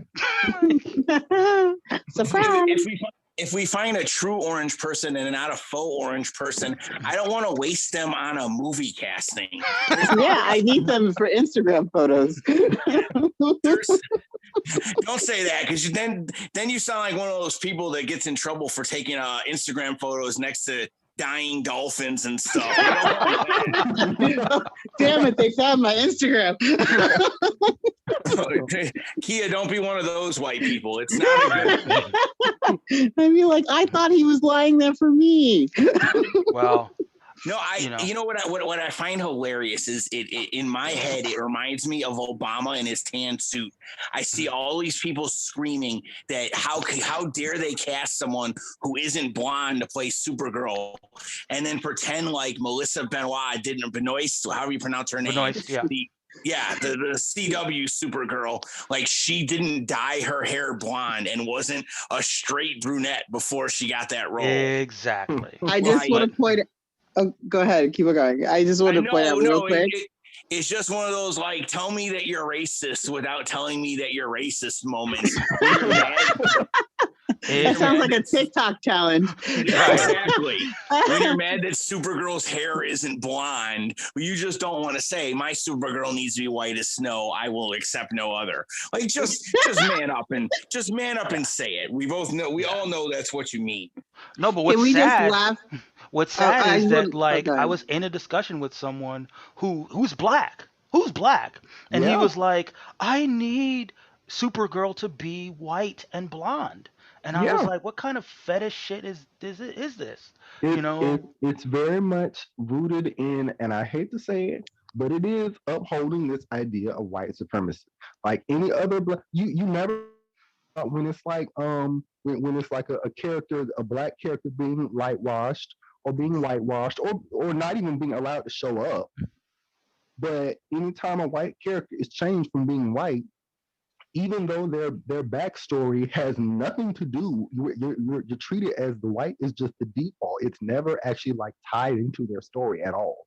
Yeah, and what was crazy to me is that like this actress Sasha Collier she's not dark skinned. Right. You know, she's fair skinned. So Right. like there were some mock-ups going around with her with blonde hair, and it's fine. Like she's not some kind of great crazy radical departure, right? But for this is the same kind of person that if Storm is washed and a super light skinned person is playing them, says nothing about that. Right. He was putting up comic panels of Storm and saying like, you would be mad if they cast a white woman to play Storm. And I was thinking to myself, but casting a white woman to play Storm is totally different than casting a Latina who has a similar complexion to a white person. I would absolutely be mad if they cast a white woman to play an ethnically African person. Yes, I would. Well, I mean, unless it's Charlize Theron, I mean, I might. Well, if you Google orange person, there's like an alien guy that looks just orange, and then the next picture is Trump. So I'm just saying. And again, right on time, And right also on fair. I time mean, from would the you cast a black Latinx person to be Trump? delegation. No. From the Latinx delegation, we have Carlos. He's here. Celebrate the win. You've got Supergirl. How does it feel? Yeah, I'm so excited for this. As you can tell, he's pulling out his speech. just want to thank the Academy, the nation state of Colombia. Are we sure it's not going to look like blonde Jessica Alba? Because I love Jessica Alba, but that wasn't a good look. Right? I mean, Oh my God, I'm with again you, though, Gordy, on that. again, she's an alien, so the points are scored regardless. No, I just meant forcing Jessica Alba to go blonde for it was a bad look. That's all. There was no reason for that. Sue Storm could have had some dark hair. I was more upset that they forced her to dye it and lose her curves. For being honest. Wait, Jessica Alba had curves? To be fair, She did, so they made her get skinny for that role. It could have worked. It could have worked if they didn't try to also have her have the blue contacts. Right. That's the thing. It's the blue eyes. Yeah, that's true. I forgot about that. Those don't look right. Yeah, that was definitely more than sin. I mean, but in this situation, you know, she's already going to be an alien who's going to be living on Earth. So it's not as if she's bringing an ethnicity to the role. But she'll be the first Kryptonian that could dance. but even if you do consider that, let's think about all of that. Oh, Shep. Sorry. Did you catch that twister, Shep? Let's think about all of the all of the backlash that came from the casting of Anna Taylor-Joy as Magic. Who all got mad at her being cast as Magic? She passes for white all the time. That is a good point. She's Argentinian, right? Yeah, she's not just a straight up Euro white girl. So I mean, okay, who would all be mad if who was mad about Magic? Well, here's my theory. White people didn't know about that. They didn't. Because if they did, they would have been like, "Oh, I've been affronted now." Right. It's so crazy to me. If they're able to pass, then let them go ahead and pass or whatever. But I mean, overall, it's even less of a consideration given that she's a freaking alien. Yep. Yeah, there wasn't the inflammatory Breitbart headline about someone being cast as Magic, so my people didn't really start to care. Yeah. I mean, you see a white girl named Anya, you're like, oh, okay, she's clearly Russian. It's fine. Like when she did the Queen's Gambit, I was like, oh, they got a Russian girl to play chess. That makes sense. And then I discovered that she is not. Yeah. Right. Yeah. But, I was today years old when I found out that the girl that plays Magic is not a white woman. So, well, here's the thing: she is white. She's white. She's just born and raised in Argentina. Like her mom, I think, is Scottish, and her dad is French or something, or British. Yeah. And that's the other thing about being Latina. I mean, but for racism. But for racism, we wouldn't have like this umbrella concept of being, Latinx, right? It would be kind of more split up as far as like what your sort of ethnic identity is. Yeah. But because you have certain people that are like, oh, you speak Spanish? Oh no, you're different. You're other. And that thing kind of turns it into kind of a whole separate concept, right? Don't try and talk to my people about nuance in the country of Spain. No. I was watching Mark Bernardin was talking about that the video with Andrew Muschietti and I don't even know the woman. Sasha Calle. Yeah. Okay, Sasha Street. But he was like, oh, he's so fluent in Spanish. It's so impressive. And people were like, he's from Argentina. Like, exactly. There's a reason he speaks Spanish. Yeah. So, I mean, final thoughts about Supergirl in the DC. I mean, my one concern is that it doesn't really sound like it's going to be a Flash movie, but That's okay. I'm not To be crazy fair, about if you're Ezra Ezra Miller Miller, Flash. do you care? You said you're not crazy about Ezra Miller, Gordy? I haven't been a fan of Ezra Miller Flash, but who knows? Maybe the immaculate 17-hour Justice League cut that's coming out will change my mind. Yes.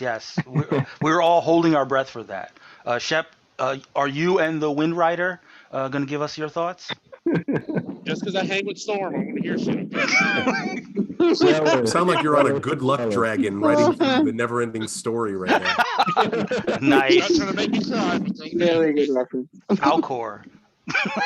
Oh, I miss that movie. Shout out to Falcor. Actually, low key, I have that on DVD. Don't we all? We're all the right age. We should all have multiple copies of the never-ending story. Nah, I'm not carrying the most traumatic scene in my childhood. No way. The nightmares I got from the wolf. That horse in the mud. It's the worst. Oh no. Yeah. Oh my God, stop. Flashback. I don't need to cry here out in the streets and shit. I don't need Somebody shouldn't say my name. Did you guys not grow up with Dumbo and Bambi? Because if you want to talk about the most traumatic stuff that I saw, it was when I found out cartoon things could die. No, see, for Dumbo is when I found out cartoon things could be really racist. Look, my favorite Disney characters are the most problematic. It's those damn crows from Dumbo. Oh, the crows. I grew up loving those crows. By the way, the main crow is named Jim. For real. That is some low down. That is some low down dirty shit right there, for sure. Well, did you guys see the Mowgli thing where it's like pretty much the same thing as like Winnie the Pooh, like when he's like walking through the forest and everything? It's the same animation used. They just made him Mowgli. Down the Disney rabbit hole now. Disney has failed us. Well, Disney's done it a lot. I mean, the fox that's in Robin Hood, that's the same as one of the princesses dancing. No, they borrowed. Yeah, that whole scene where she's dancing with Robin Hood and she's in the forest and everything else, and everyone's around.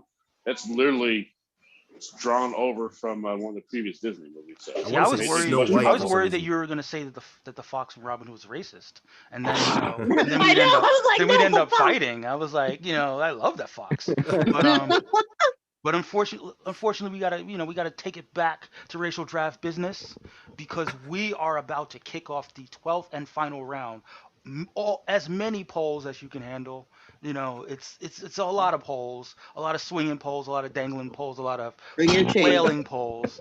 And listen, this is my first poll experience, so let's go Jingle. Gordy, I've known you for 20 years. This ain't your first poll experience. Now, sorry, I gotta be real. This is my first open poll experience. So we're gonna do something that we normally don't do, and we're gonna unveil some polls here on the podcast. We normally don't do that. I mean, we're gonna not this many polls, we keep it on the little bit. And I just want to point out to the listeners, Michael's pants are down again. Now we haven't gotten the word from all the different delegations, so I will jump around a little bit in terms of what the normal drafting order is, and we will start with the multiracial delegation as they reveal their poll. There are 4 characters that will be part of the poll.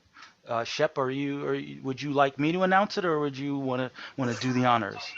Go ahead and announce it in that silky smooth voice. Go ahead. Yeah, all right. So sexual chocolate. Sexual chocolate. So the multiracial delegation. These are the 4 characters that will be part of their 12th round poll. The first character, Nathan Summers, aka Cable. Okay. Good job. The second character, Kurt Wagner, aka Nightcrawler. Yep. Ooh. I feel an X-Men poll. The third character, Beta Ray Bill. Okay. Beta He's Ray Bill probably an was the X-Man. second character, but then Nightcrawler teleported into the second. Exactly. You understand. And the fourth character, Kid Omega himself, Quentin Quire. Okay. That's not bad. That's right. Mostly Yeah. X-Men and then Beta Ray Bill. Yeah. Mhm. So going around real quick, who would you guys like to see for the multiracial delegation? I'll start with you, Carlos. Oh, you're throwing me out. Who would I like most to see? I guess Cable. Yeah. Yeah. I mean, it makes Cable- sense because you already know whose parents are, right? You've got Yeah. Jean Grey, who's South Asian, and you've got Cyclops, who's Jewish. You Yep. know, so it's a natural fit. Yeah. What about you, Gordy? I'm gonna vote for Beta Ray Bill because then he doesn't get to be a horse. I don't think. No, I mean he's still a horse. He's just a horse that has a different racial background He's when a he's not Spanish horse when he's and an not a Arabian horse. horse. Yeah. Listen, You know? my pe- He's a multiracial thoroughbred. Like I'm not gonna make the black joke, but it's all there. It's right there. I can see the incendiary Breitbart articles when someone who's not white is cast as Beta Ray Bill.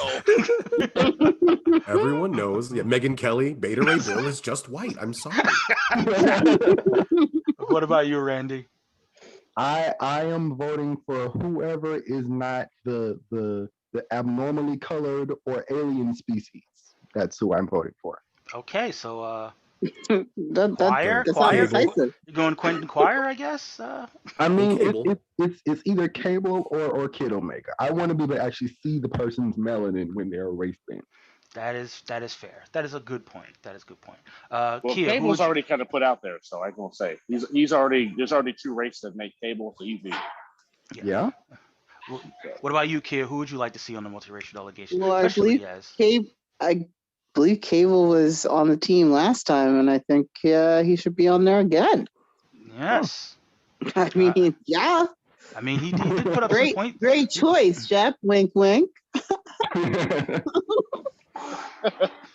And next up, the black delegation. Randy, would you like to do the honors? Why, yes, I would.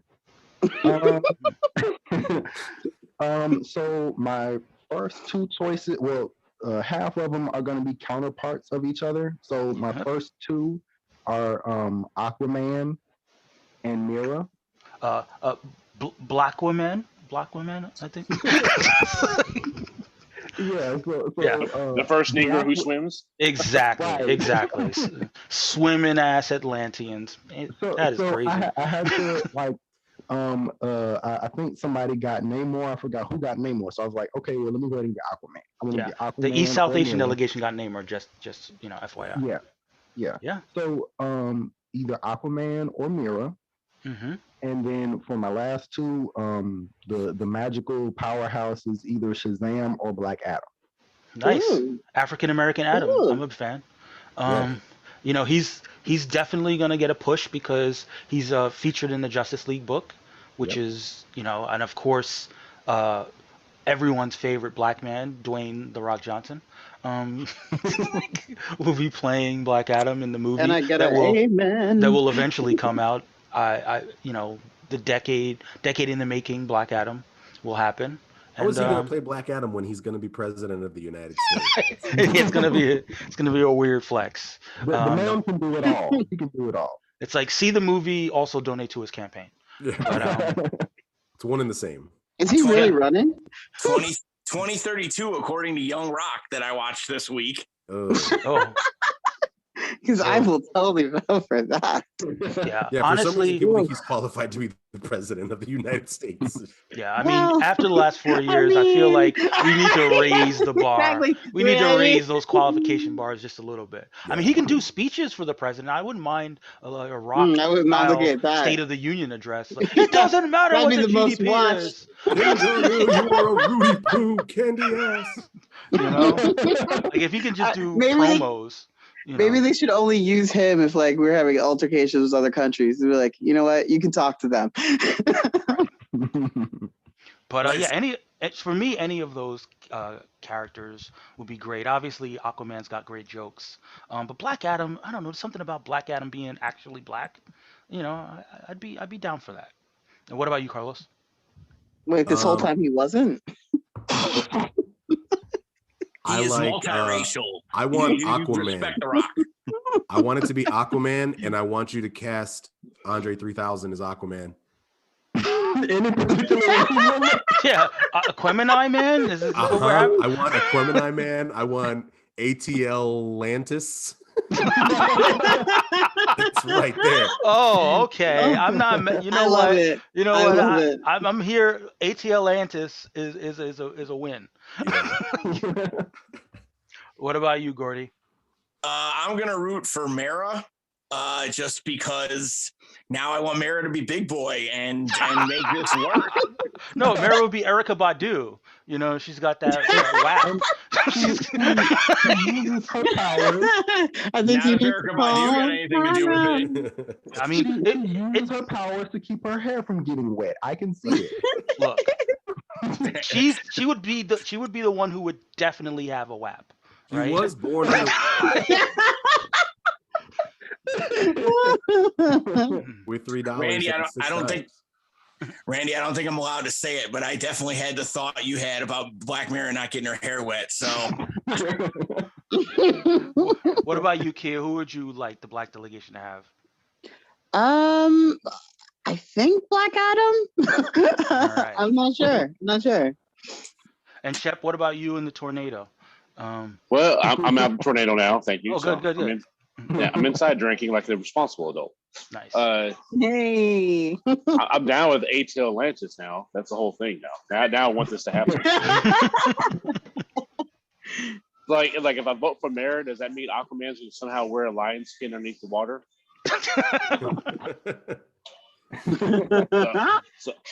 So but I'm gonna vote for Mara too. I want Erica Badu Mara fucking people up because they touched her hair and $3 6 times and shit. I want the whole thing. $3 and I 6 feel times. that. I feel that.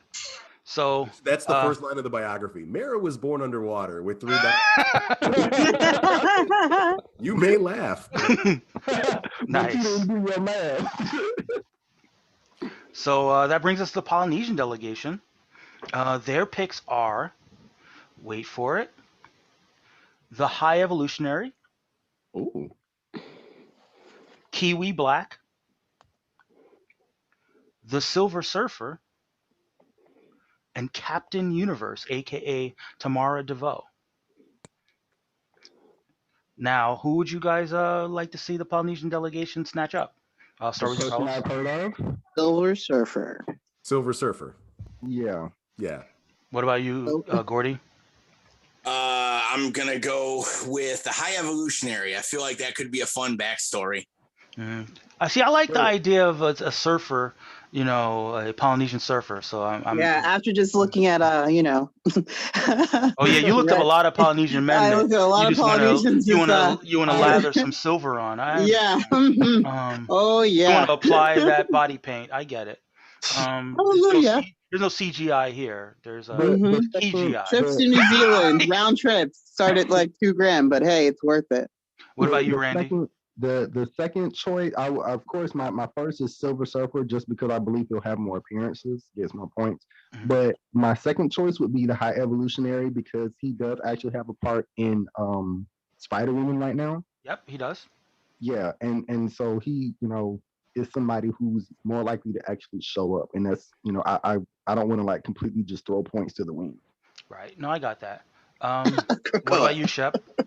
I'm gonna go totally opposite and go Captain Universe power, just because I believe Eddie Brock's about to catch that.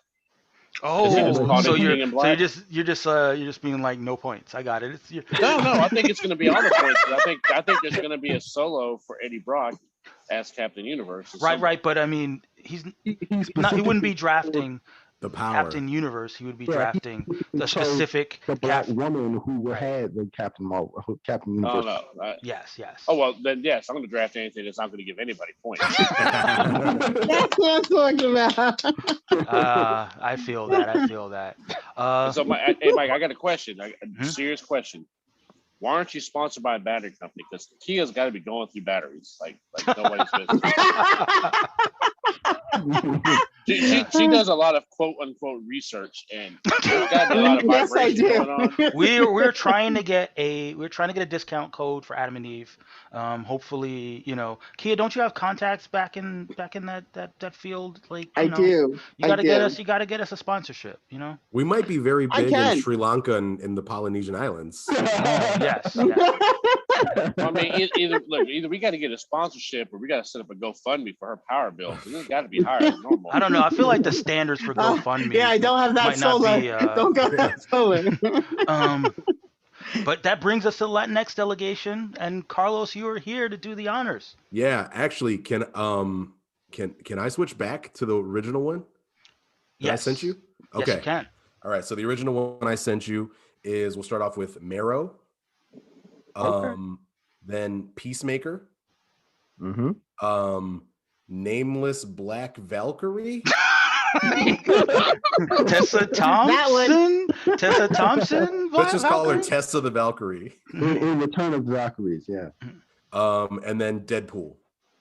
Wade Wilson. Oh, Nobody's gotten Deadpool by now. I was well, surprised as well. which I is why know was- Deadpool. We fought over Deadpool last time. I know. Last time I had to put Deadpool in the poll just to get Deadpool. So yeah. Now I gotta ask about, because I know that when S wanted Deadpool, when S wanted Deadpool, there was like kind of like a what's it called, like the Telemundo, like Sábado Especial element to Deadpool. Like, do you have an idea of what Latinx Deadpool would be like? Okay, so my they're completely like bipolar choices here. It's either Deadpool is like funny in a smooth kind of sedate way, and for that it would be Kid Cudi, who is Mexican. Okay.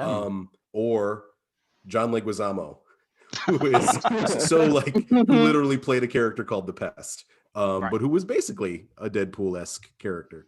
So, Gotcha. Yeah, I could. You know what? Weirdly enough, I could totally see John Leguizamo as a Deadpool. easily, So, yeah. all right. So you already, you kind of gave us a little bit of background on Deadpool. Do you want to say a couple words about the other versions, the other characters? I can say that Marrow was a favorite of Nina. Okay. It was in our delegation. Sure. And yeah, I if we wouldn't have done polling, Marrow would have been the pick just to Gotcha. get Marrow in there.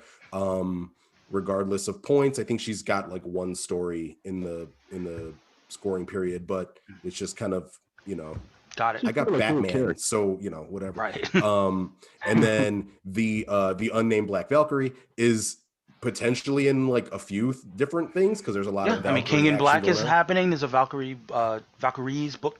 I Right. believe that they're really rolling out the whole, like, who is this Valkyrie and who preceded the other Valkyries. And we will keep her Tessa Thompson if Of course, yeah. that's and you'd score with that if Tessa Thompson pops up in anything. And then So everybody pick Marrow. on Martin's way out, he was like,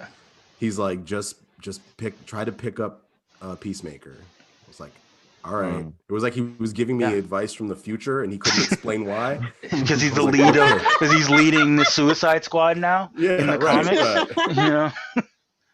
And is he getting a miniseries, or did I imagine that? I honestly, like, I looked through the solicitations. I came up. I mean, it was like, he's obviously, again, leader of the Suicide Squad. His name showed up like maybe 3 or 4 times. It wasn't like outrageous. Right. I think it was 3 times that I saw his name come up, but I mean, I don't do the deep dives like Martin did, Right. so I just will trust him and put that. And out. of course, he has a Disney Plus, an HBO Max show on the way, and Right. He's gonna be featured in the Suicide Squad, which comes out later this year. So they'll find a way to have him sprinkle him around the universe, Right. especially because he hasn't been around a lot recently. So they probably want to make him a bigger deal. What about you, Gordy? What do you think about who would be your pick from the Latinx delegation? I'm gonna go with Deadpool, just It's insane that none of us picked Deadpool. I mean, It I is. remember when he was Batman of Marvel, and you couldn't swing a dead cat without hitting 3 horrible Deadpool comics. So I mean, you're right. I mean, even though his book just ended, I mean, he's got that 75th, well, not 75th, whatever, 25th anniversary, 30th anniversary. 30th anniversary, sorry, spectacular, which is going to have multiple stories in it. I think he's popping up in Savage Avengers as well. You know, like, and Deadpool just shows up. That's his deal. Mhm. You know, so Yeah, like, Deadpool's a character that will show up for like one panel and just make a commentary, and then right, but he might do something too in like 2 panels. You know, when he shows up at the end of WandaVision, it's going to be an extra point. Exactly. That would be that if, as much as people have been talking about like the Luke Skywalker style cameo that would blow everybody's mind, like the truth is Deadpool just randomly showing up would blow everybody's mind, That's even if true. it didn't make any sense. If Ryan Reynolds though is the actor that Paul Bettany has wanted to work with his entire life, then I think we need to get Paul Bettany some friends. Yeah, that's you're probably right in that respect. What about you? What about you, Shep? Who would you like to see Latinx delegation select? Points wise, I would think Peacemaker. Yeah, just because I think he's got a mini coming out before the movie to get prepped. He's going to be showing up in some comics. I would have said Deadpool. The only reason I didn't pick Deadpool in this entire poll because I knew his series was coming to an end, and he was only going to really be showing up in Savage Avengers regularly. And that's it. And that's the only reason that I didn't get Deadpool, was just looking forward into the future. Yeah, So I mean, it would be points wise. I think he's the best pick. Yeah, it would be disappointing if Deadpool didn't end up on a team, you know, like, because out of the 99 characters that we've gotten so far, and now the 108 characters we'll end up with, you know, like, to say that Deadpool doesn't belong in that group is kind of crazy to me. But Randy, what about you? I mean, I believe that, you know, as much as I like Marrow, but yeah, I have to lean toward Deadpool as well, because I really honestly, not that I personally wanted him myself, because I don't really actually care about Deadpool that much. Ooh, burn. I mean, I don't. I'm not lying. I don't. But it's just I do see the value in the fact that he does kind of show up uncannily out of, you know, just, you know, maybe seemingly random places, even if it's just like an arc for one particular arc of a comic. He shows up, so he's not like completely out points wise. Right. And Kia, what about you? Who would you like to see? Well, okay, so you know I'm a huge fan of Deadpool. Oh, well. I feel like we're kindred spirits and all. But I would have to say Marrow. Did you say Marrow? Yeah. No, I didn't realize you were a fan of Marrow, Kia. He's not a fan of Marrow. I'm not. How do you know I'm not a fan of Marrow, Because Carlos? I know you're a fan of saboteurism. That is true. Okay, so maybe I am. No, actually, I'm a fan of being on a female team, and I know your female player wanted Marrow, so that is why I'm saying it. That is right. Well, Who cares about points?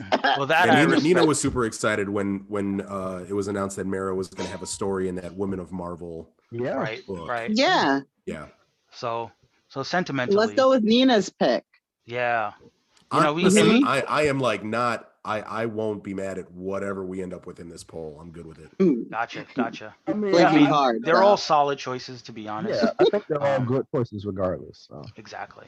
And that brings us to the Native American delegation, Shit. who gave us 4 options. 4 options, shit. and none of them. You came up with 4 options? None of them. No, actually, no. I talked to Joaquin on the phone, and he actually came up with these options. None of them were auto drafted. It's crazy. He might have been a little intoxicated, but he did it. Yeah. Now, I was shocked by some of these choices, but there's a lot of going your own way that happens when Joaquin is involved. The first. You know what? And for this pick, for this round, and for this round only, I'm gonna name the character, and you guys will give me your thought about this character. We'll do it that way. So the first choice for Native American delegation, Wasp, Nadia Pym. Okay. Carlos? I like Nadia. I would not have guessed that would have been one of Joaquin's picks. Exactly. So we all know I didn't pick it because I didn't know who Wasp was. Well, I mean, she was in the red room though. You'd be surprised. How big a gun does she have? I don't think she has any giant. Well, I kid. She has the balls to have some lethal combat skills. So Exactly. What about you, Shep? What do you think about Nadia Pym? Or sorry, Nadia Van Dyne. Nadia Van Dyne. Yeah. Oh yeah, she's officially. I thought she was officially. I thought she went. Oh, she did take Van Dyne, didn't she? She went from Pym to Van Dyne. Mhm. Yeah, I like her as a conceptually as a pick. Is she going to show up in anything? She's in Champions. Mhm. Yeah, that's about it.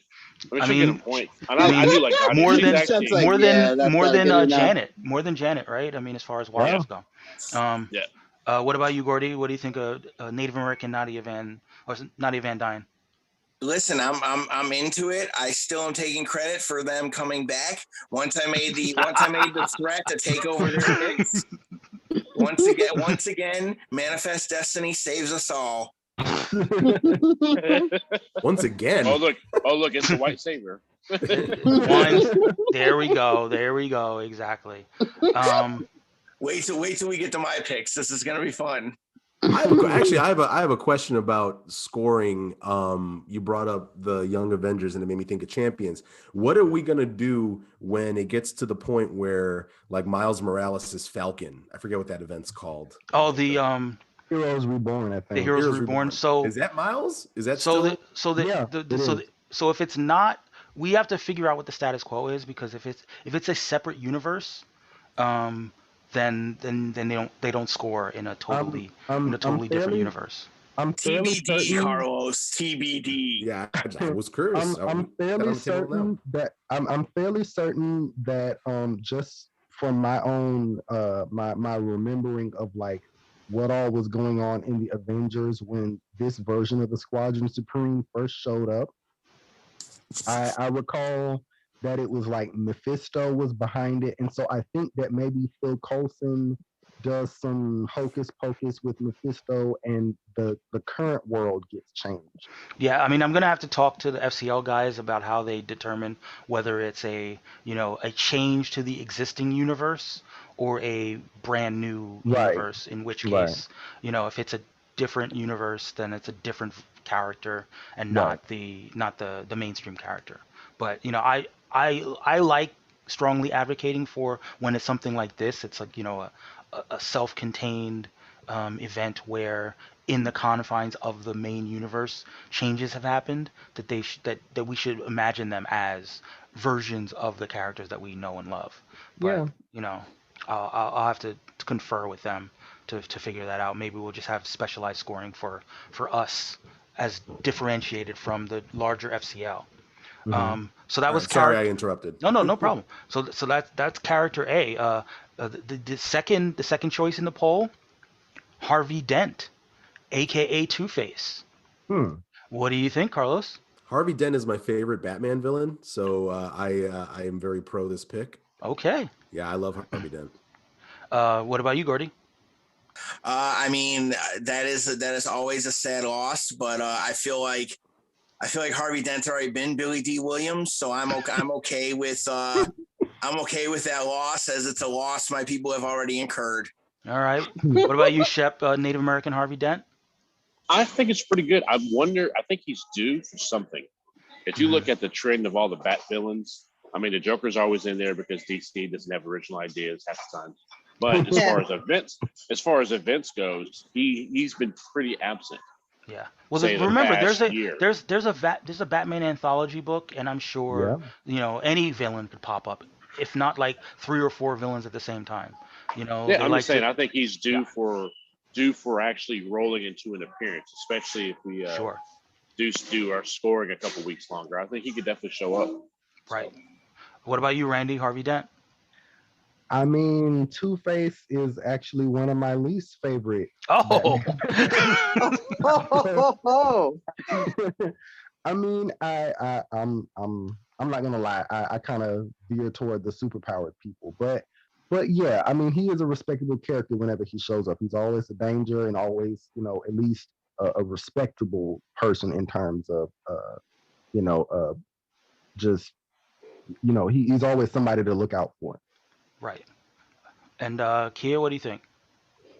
um, I think Two Face is a cool character. I really actually like. I mean, stepping outside the racial draft thing, I would really like to see like an actual movie with Two Face, so I can get to know like the real like the depths of Two Face and everything else like that. And I mean, you I didn't think like that'd him be in really good. The Dark Knight. You didn't like Aaron Eckhart's interpretation of Harvey. No. All Be, right. be careful what you wish for. We're gonna end up with a Joker version of Two-Face. Dent. Sure. He's like he barely graduated from law school. All right, and that brings us to the third pick. I always forget his real name, Eugene Puck, aka Puck, right? Sorry guys, because I want to say his full government name, as they say. Eugene Jod. Thank you. Good. Yeah. Eugene Judd, aka Puck. I always thought it was Jod. Huh. He of Alpha Flight, little guy with a bald head and a beard. And as a little guy who's not bald but has a beard, I'm little favor. Like, what are you thoughts of Native American Puck? I'm in. Any guy that's been to hell and back is sort of cool and can be whatever race you want to make him. So Puck's always one of those like underrated. I'm glad when he's there characters. So yeah. I'm in. Any shine for Puck, I'm in for. Yeah, and I liked him. He brings brings a little bit of like fun when he's he was in the Captain Marvel books for a little while when they had Alpha Flight. He's in the Hulk books now with Gamma Flight. He does some things. He wields some weapons. He gets into little fights here and there. So he doesn't have no profile. Obviously, he doesn't have as high of a profile as some of the others. And Alpha Flight gave him that bit of a tragic backstory when he was talking about being so little and having those powers. He's in constant pain. Like I really enjoyed that run with Puck, and I thought it was sort of eye-opening for a character that's sort of been silly for years. Right. What about you, Carlos? I have little to no knowledge of Puck. So okay. Support what Gordy just said about Puck. Shep, what about you? Well, I like Puck. I mean, he was also tragic too, because it's not like Puck was, Puck was not originally the size he was when he first starts out too.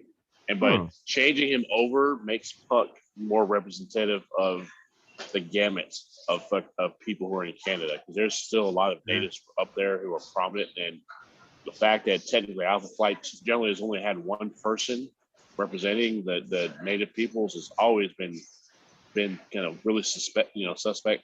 So putting another one in there to show the diversities of the tribe between east and west side of Canada, I think would be nice. Yeah, good point. What about you, Randy? I have yet to actually read Alpha Flight, and so I don't see like a whole lot of Puck in my reading, but I have seen him a couple of times, and he's a character that I would like to see more of, and so hopefully they're making more use of him in this time. Gotcha. And I saved my favorite pick for last. So I'll roll it out right now. Eric Killmonger. So, Carlos, what do you think?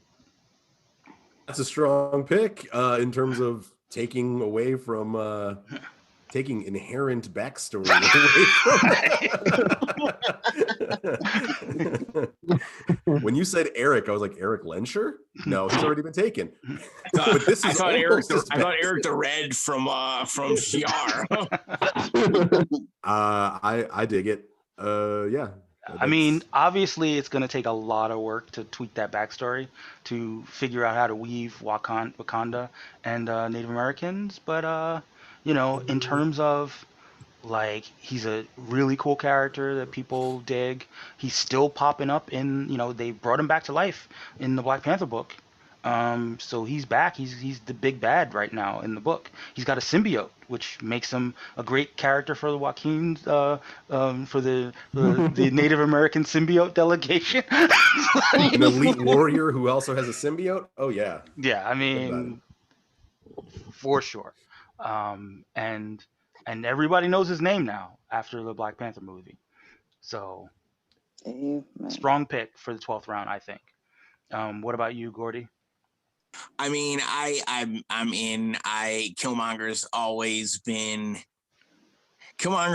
sort of I think I always thought it was a silly character, and sort of the refocusing that came out of his higher profile in Black Panther has been fantastic. So more Killmonger all over.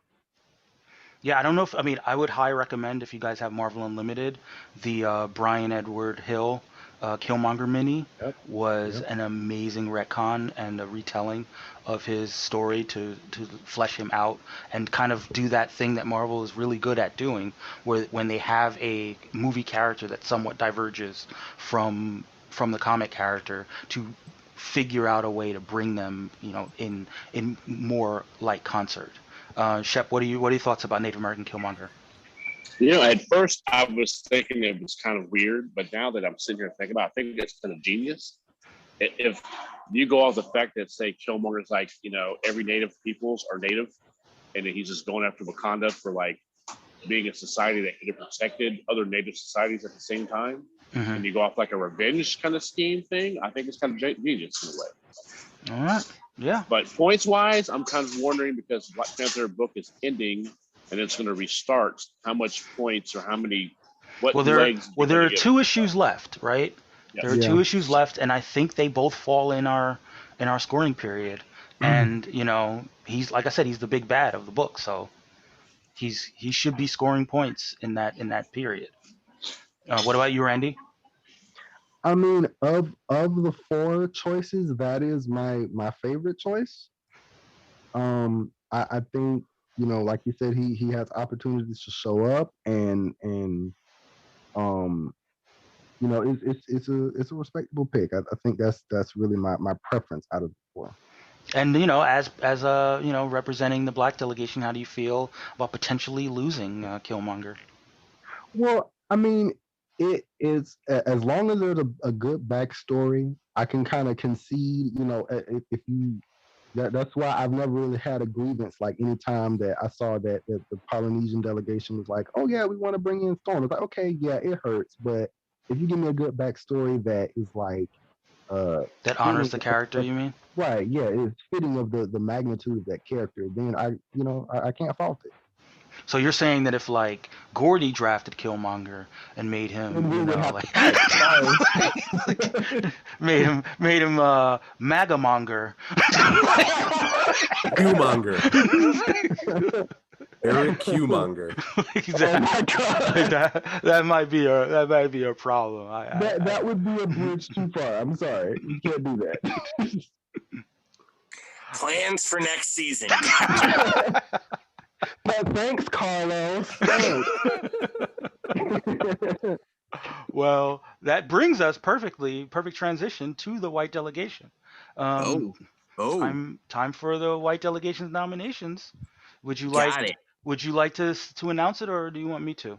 I will do it. I will take fun ownership of this. All right. I want everyone to know that you are coming on a tour with me, and we're all going to play a game that's called whitewashing. It's going to be fun. I can't wait to hear a lady's name as you say it in the poll. That's not happening. My poll is only for men.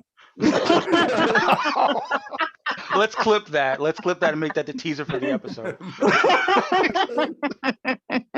So My first choice is Spider-Man 2099, Miguel O'Hara. Ooh. That's a Gotcha. shot across the bow of the multiracial delegation. That is. Mm.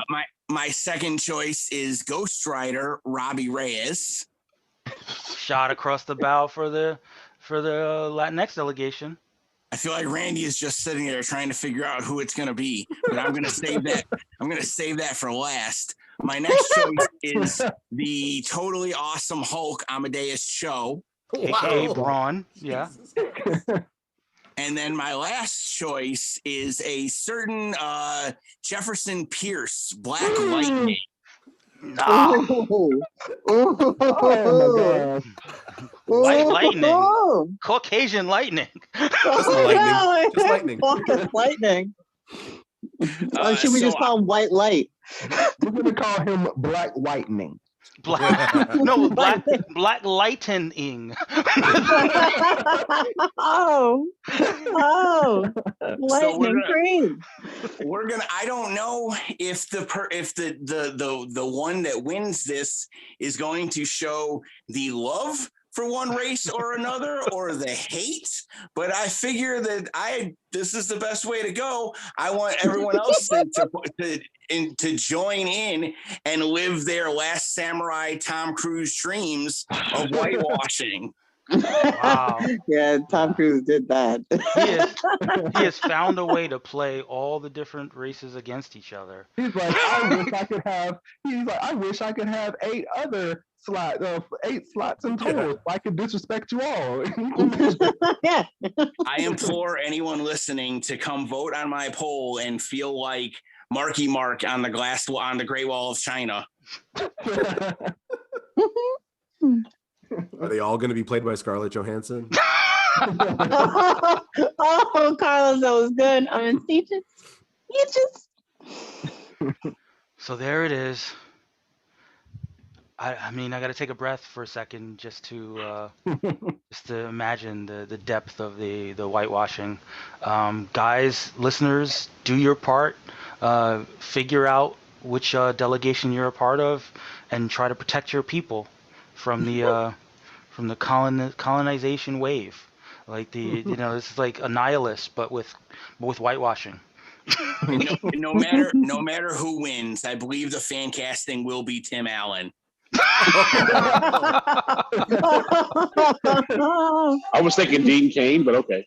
Oh man. All I was right. trying to go the most MAGA I could, and I was like, nah, I can't say Scott Baio without laughing, so I'm gonna go with Tim Allen. He's my response when people yell about Gina Carano getting fired. I'm like, Tim Allen's been hired by Disney for like 2 decades, so don't pretend like they only fire conservatives. And that brings us to the final delegation that we have polls for, and that is the Jewish delegation. Their first choice is Firestar. Mm-hmm. Mm-hmm. Their next choice is Johnny Blaze, the Ghost Rider. Ooh. Okay. There's competition, eh? Their next choice is Quicksilver, Pietro Maximoff, who probably won't be scoring points, if you know what I mean, from WandaVision. And Rachel Summers. Okay.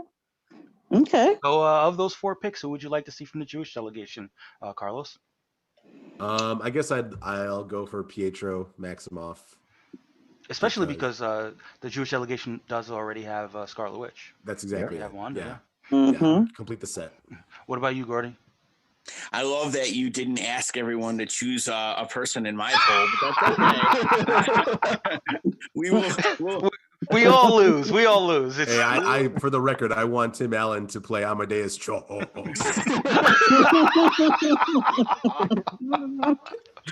We will ignore that, especially on the only week that I've gotten a positive rating with my Darkhawk pick. But because no one knows who Darkhawk is, and that's okay. But I'm gonna vote for Pietro just because his Q rating is up, and much like Deadpool, he should have been drafted in this 108 picks. Well, here's the problem with him though. Where is he? Yeah. In the comics, he's not around. Yeah, He's in all the comics. He's just so fast you can't even see him there. I mean, the last time I remember seeing him was in Appearances everywhere. Empire. Was in Empire. He showed up, he saved a bunch of people, and then he just disappeared. Yeah. And we haven't seen him since. Hey, he's in two movie universes, so that's good enough. You not too many. Is not he too many though? characters can say that. Is he though? Regardless of whether he's Ralph or not, he was still in both universes, and not many people can say that. I don't think any other characters can say that off the top of my head. Personally, I really, really, really love Pietro Maximoff. So I hope that he does actually show up in more things. And for that alone, I would say that I hope that he's the choice. Just because like he's always been like the twin that gets kind of shunted off to the side. It's like there's never really been like a whole lot of attention put on him. It's always been like, okay, Scarlet Witch is more powerful, and of course she's a beautiful woman, so you know some people just come to read for that. But you know, Quicksilver is, I guess maybe they didn't want the Flash comparisons, maybe, but he's still a character that I think is worthwhile in terms of exploring more. See, I remember when he was in the X Factor books back in the first Peter David run. He was really cool in that. But like, you know, I mean, I think it's one of those deals where unless you're going to do Flash type stuff with him, it's really hard for him to hold down a solo book. So I can agree with that. But in team books, I think he flourishes. Yeah. I'm hoping we go back to Ultimate's incestuous Pietro. Oh my gosh. Oh. No, I actually have a question. Like, so could they like? I mean, I know like most like comic book characters are like already established and they've been established for eons. But what if they like went back and like kind of tweaked it to where he's more than just a Flash guy? He's more like oh yeah, by the way, like he can sometimes tap into like Scarlet Witch's powers and do like a few other things. I mean, like could they do that? I wouldn't necessarily go that route, but I feel like the fun of his character comes more from his personality, not really not necessarily from like the different personality. Ew. Yeah. I know, but it's like we see Barry and we see Wally over on DC side being like really nice guys, really trying to do the best thing and trying to like make sure that they do what they think is right. And then you have Pietro Maximoff. Yeah, I mean, like a jerk. Like not to jump in, but I'm definitely doing that right now. But like I had it best explained in this one panel or like series of panels where he's like, that feeling when like you're online and you're next and someone's taking way too long to decide what they're gonna order. Like that's how I feel all the time. Like he's like that character who's like the sort of lovable grouch, I guess. That was how he kind of approached, that was how I felt about him. He's like this kind of lovable grouch where like, yeah, fine, I'll do the right thing, but y'all still get on my nerves. So right. And Kia, in terms of like the power set, basically like what writers will do is like figure out new ways to exploit those powers so that like for instance with the Flash, it's like, yeah, he's really, really fast, but then somewhere down the line, some writer was like, and he can move his molecules so quickly that he can go through things. Yeah. And someone else was like, he can run so fast that he goes back in time. Like it's just a matter of like piling on. He can hit you so fast that he can hit you with like an infinite mass punch. I'm like, oh, okay. And I think that there's been a reluctance because Marvel doesn't typically like to overpower their characters. Right. I think that there's been a sense with Pietro that if they did stuff with him like DC does with the Flash, then it would kind of level him up too much. Yeah. And they also kind of do stuff with his sister that they do with the Flash. Like right. You know, so it's interesting. But it's chaos magic, guys. Yes, You know, yes. so it doesn't mean it just because she does it once, it doesn't mean she could do it again. Right. You know? Like it was the no more mutants thing happened once. It was a one-time thing.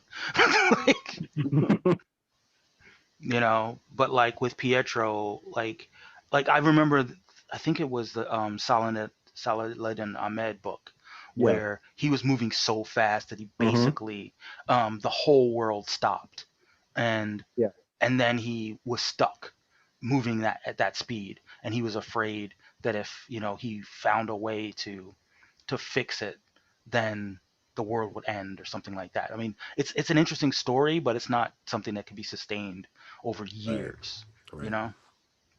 Yeah, But it all comes from the exploration of his personality, who he is, because you can, if you rely too heavily on trying to like make up new feats and stuff, you take away really from the essence of the thing that actually makes him stand apart from these other goody speedsters who are already trying to be like, right. I wonder how fast you have to actually go to run on water.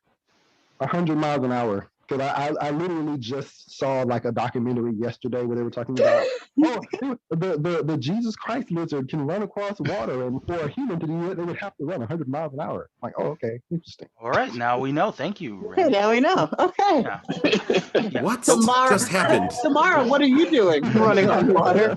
I mean, one last thing about Quicksilver. I think that he probably more than any, well, I say more than any, but really between him and his sister, the fact that when they retconned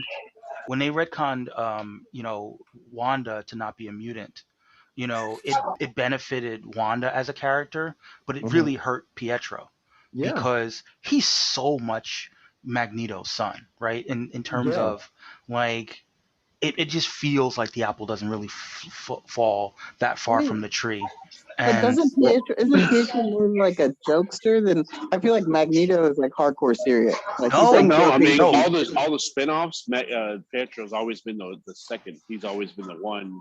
Yeah. Like what was it, the Age of X thing or whatever the last big one was. He was the one pushing to do more stuff. He was always the second who was trying to be his dad's son, kind of thing. Yeah, I mean, remember, even Age of Apocalypse. Age of X-Men, yeah. Age of Apocalypse, like he's I mean, they even draw him most of the time to look like Magneto's have kid. similar facial features and has like the white hair like him. And honestly, I feel like the connections that were like taken away from the X-Men were not really offset by like, oh, I am now also more prominent among the Avengers. It's like, no, you're still secondary among the Avengers, and now also you really don't have a connection to the X-Men either. So it was not like, Scarlet Witch, she's like has her own solo stuff, and she gets to like go and well, then now they have her in the world of magic. She does more magical stuff. Doctor Strange, she's done some of everything, and Quicksilver is kind of like tagging on along her coattails. Yeah, right. I agree. I mean, personally, like I don't mind that they made the twins not mutants in the Marvel continuity, but I do mind that they made them not Magneto's children, because I think it would be interesting for his pathos for him to be like so much like his father, but his father doesn't acknowledge him because he's not a mutant. And he just feels like he has to do so much more to make up for the fact that he'll never be good enough because he's not a mutant. Yeah, there's so much there to explore, and I feel like they kind of have just given up on the fact that speed is not maybe as fun to play with as chaos magic. It's not, as flashy or whatever. Your pun intended. But yeah, but it's like it feels like they've kind of given up on him as a character, other than just showing up in the background. And the potential, the wasted potential, it feels kind of obvious just because you see these Flash characters over on DC side, And because of the fact that now Scarlet Witch is having a raise in profile, it's like, what is Quicksilver up to? Right, right. Well, so I'm gonna give y'all my quick interpretation. Like, I like the Quicksilver pick, and for the white delegation, I like you went with White Lightning just because it's evil. So I'm all down. Yeah. But I always thought, like, with Pietro, like, the difference between him and the Flash is the Flash can turn his power off. So the Flash can be Barry Allen, but Quicksilver, he's never off. You know, it's his mutant power; it's always on, right? Right. So he's always experiencing the speed effects, even whenever, you know. So was it John Bryan who did that one thing when he was talking about it, and he was putting together the puzzle at super speed. And he was talking about, like, you know, being him was like being in the back of the line of everybody at the ATM waiting for people to get stuff done. That. Right. Yeah. And I always thought that was like the most poignant thing. And I was like, you know, because it made super speed suck. Because if you're the Flash, super speed is awesome. Exactly. I can do everything. Yeah. But if the whole rest of the world, right? But if the whole rest of the world is moving super slow to you, you know, that's annoying as fuck. Yeah, your all the time mode is like something's buffering. yeah, exactly. The whole world is buffering for me. And also for that reason, it actually occurred to me just recently. We were on Twitter and stuff. Marvel had like this poll for who should join the X-Men, and one of the entries was Tempo, who can manipulate time. And it, like, I'll try to look up different information about Tempo and whatever, what all she do. She's barely name for Skitty Ho. And I noticed that she has met with Quicksilver before. They've been on opposing sides before, but now, because she's a woman, he's a man, they're both straight. Now I have to ship them. So yeah, there. I mean, now I'm shipping. Now I'm forced to ship them too. So it's like quick. Piempo.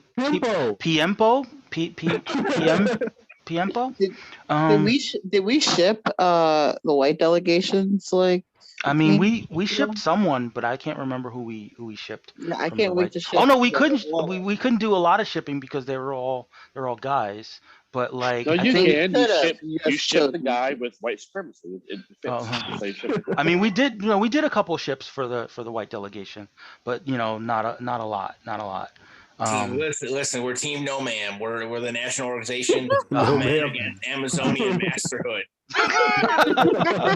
Yeah, I remember the No Man from Married with Children. All right.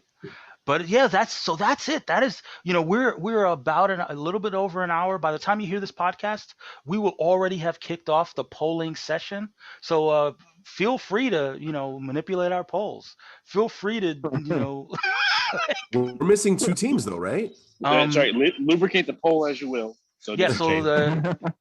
So I still have to get the poll choices for the other 2 delegations and get those out to the people. So it'll be more secretive, but yeah, that's it for the 12th round. How does everybody feel? Feel about their team so far, their draftees, and how they think it's gonna go? I had planned to do I think it's going to be an electric poll. Nice. I had planned to do a poll forcing everyone listening to help me whitewash since the moment I became a part of this. So I'm glad to finally unleash my poll on the world. Yeah, I understand. We are not worthy. We are not worthy. My poll of soon-to-be white men. Yeah. What about you, Carlos? How are you feeling about the round to come? I feel like I've got Batman. So I feel good every round because I got Batman. I had a dream that we could take Batman off the table. It was a dream that was Gotham. And we drafted Gotham. Yeah. I am wholly hoping for second place because I don't have Batman. Now, what happens like one weekend when Bruce Wayne is murdered, surprisingly, the rest of the run? When Bruce Wayne is revealed to be a shapeshifter all along and all those points have to revert. And then somehow it's Deathlock as Batman. Yeah, Listen, guess- let's be honest. If Bruce Wayne got murdered, every other DC book would spend at least one issue going, "Where's Bruce Wayne? What are we gonna do?" That would And be he like would a have year. no- That would be a Bruce year-long Wayne. event Yeah. of every book trying to figure out what happened to Bruce Wayne. And having flashbacks of him fighting and like racking up all of the points. Yes. It's okay, Red- guys. I just want to say there's still a chance you can win. I know a team that didn't have Batman and still won. That is a yeah. That's true. Yeah, and won by a hell of a lot. And we're still looking good. I mean, Mhm. that team had Wonder Woman At the peak of her powers. ramping up to a Wonder Woman movie. I'm just gonna. Yeah. And that's That fine. is true. This team still has Wonder Woman and Wolverine.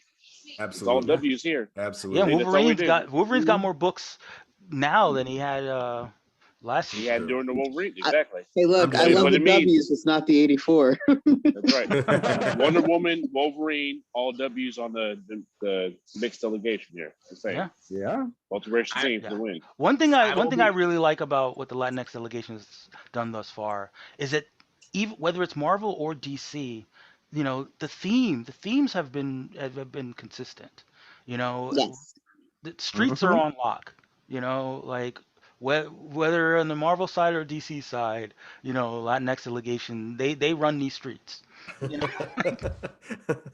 I will be petitioning the Fantasy Comics League that every single clone of Miles Morales that we're about to see is actually Miles Morales. So it's basically like cloning is like a multiplier.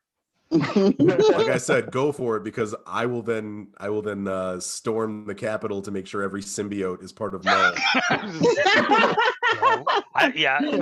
You really shouldn't have let them get Null. That was the one non-street level character, and they were like, "Oh, you mean the one that conquers planets and is currently enveloping planets in my symbiote? Yeah, I think we can handle that." Our team getting Null is like when Tomati drafted Tony Stark, and we were all like, "What? He's not elemental or cosmic." I remember that. I agree. All right, so final thoughts, guys. Final thoughts before we bring it on home. And then for those who care, in our post-credit scene, as it were, in our stinger, we're gonna talk a little WandaVision. But first we're gonna wind things down on this podcast and then dive into some WandaVision. Wind it slow down that pole. Wait. I'm offended. I know you want to wind stuff down, but I think we have to give a shout out. At least one thing. I love the fact that Marvel's committing that every special event, when something gets invaded, they invade Wakanda and they get fucked up. That's right. Yeah. That is And I right. I think hope it they has to be keep acknowledged, I so hope it they has to be a keep thing. doing that for every event because that was total flames when Null tried to come through and got What you not And got gonna bodied. do is come and beat up Wakanda. That's what you're not going to And the fact that they did reference the scrolls, Yeah, which I loved. It was like, you know what happened to the scrolls? Yeah. So, you know what's about to happen here. see Wakanda and die. You know that is Which is still one of my favorite top 10, top 5 comics of all time. You see Wakanda die. Because it was just fire. It was just, and just to see it come back. So I didn't want us to go into the outro and do all the other special stuff and not acknowledge the fact that this was a thing. And I please God doing it. Just find new ways for Wakanda to fuck people up. It's just, no. You're right. You're right. I mean, this is why even though the FCO points might not reflect it, but like T'Challa for the Black delegation was such a great and powerful pick. Somebody's Not- really excited not about their to pat auto pick. yourself on the back or anything. What'd you say? I said not to pat yourself on the back or anything. I mean, Yeah, that's exactly what he's understand. doing. It's- Thank you, Randy. Thank you. Oh, Kia, you cannot talk. I mean, I seem to imagine. I definitely saw Noel get himself into Krakoa. I mean, I saw that. He walked right up Oh, through there's those shots gates. fired everywhere. I mean, he did that. I mean, the King in Black was like, "I'll take that." But yeah, Kia, would you like to bring us home today? Actually, I'm going to let you do that. All right. Well, we hope that you've enjoyed this week of the racial draft. If this is your first episode, I apologize, but I hope you're back. And you're here enjoying the hilarity, enjoying the race bending, enjoying us as we change the complexion of the comic book universe. But we're gonna have to wind it down. Stay tuned. Pay attention to our WandaVision discussion. But until next time, All things are all things are possible. possible.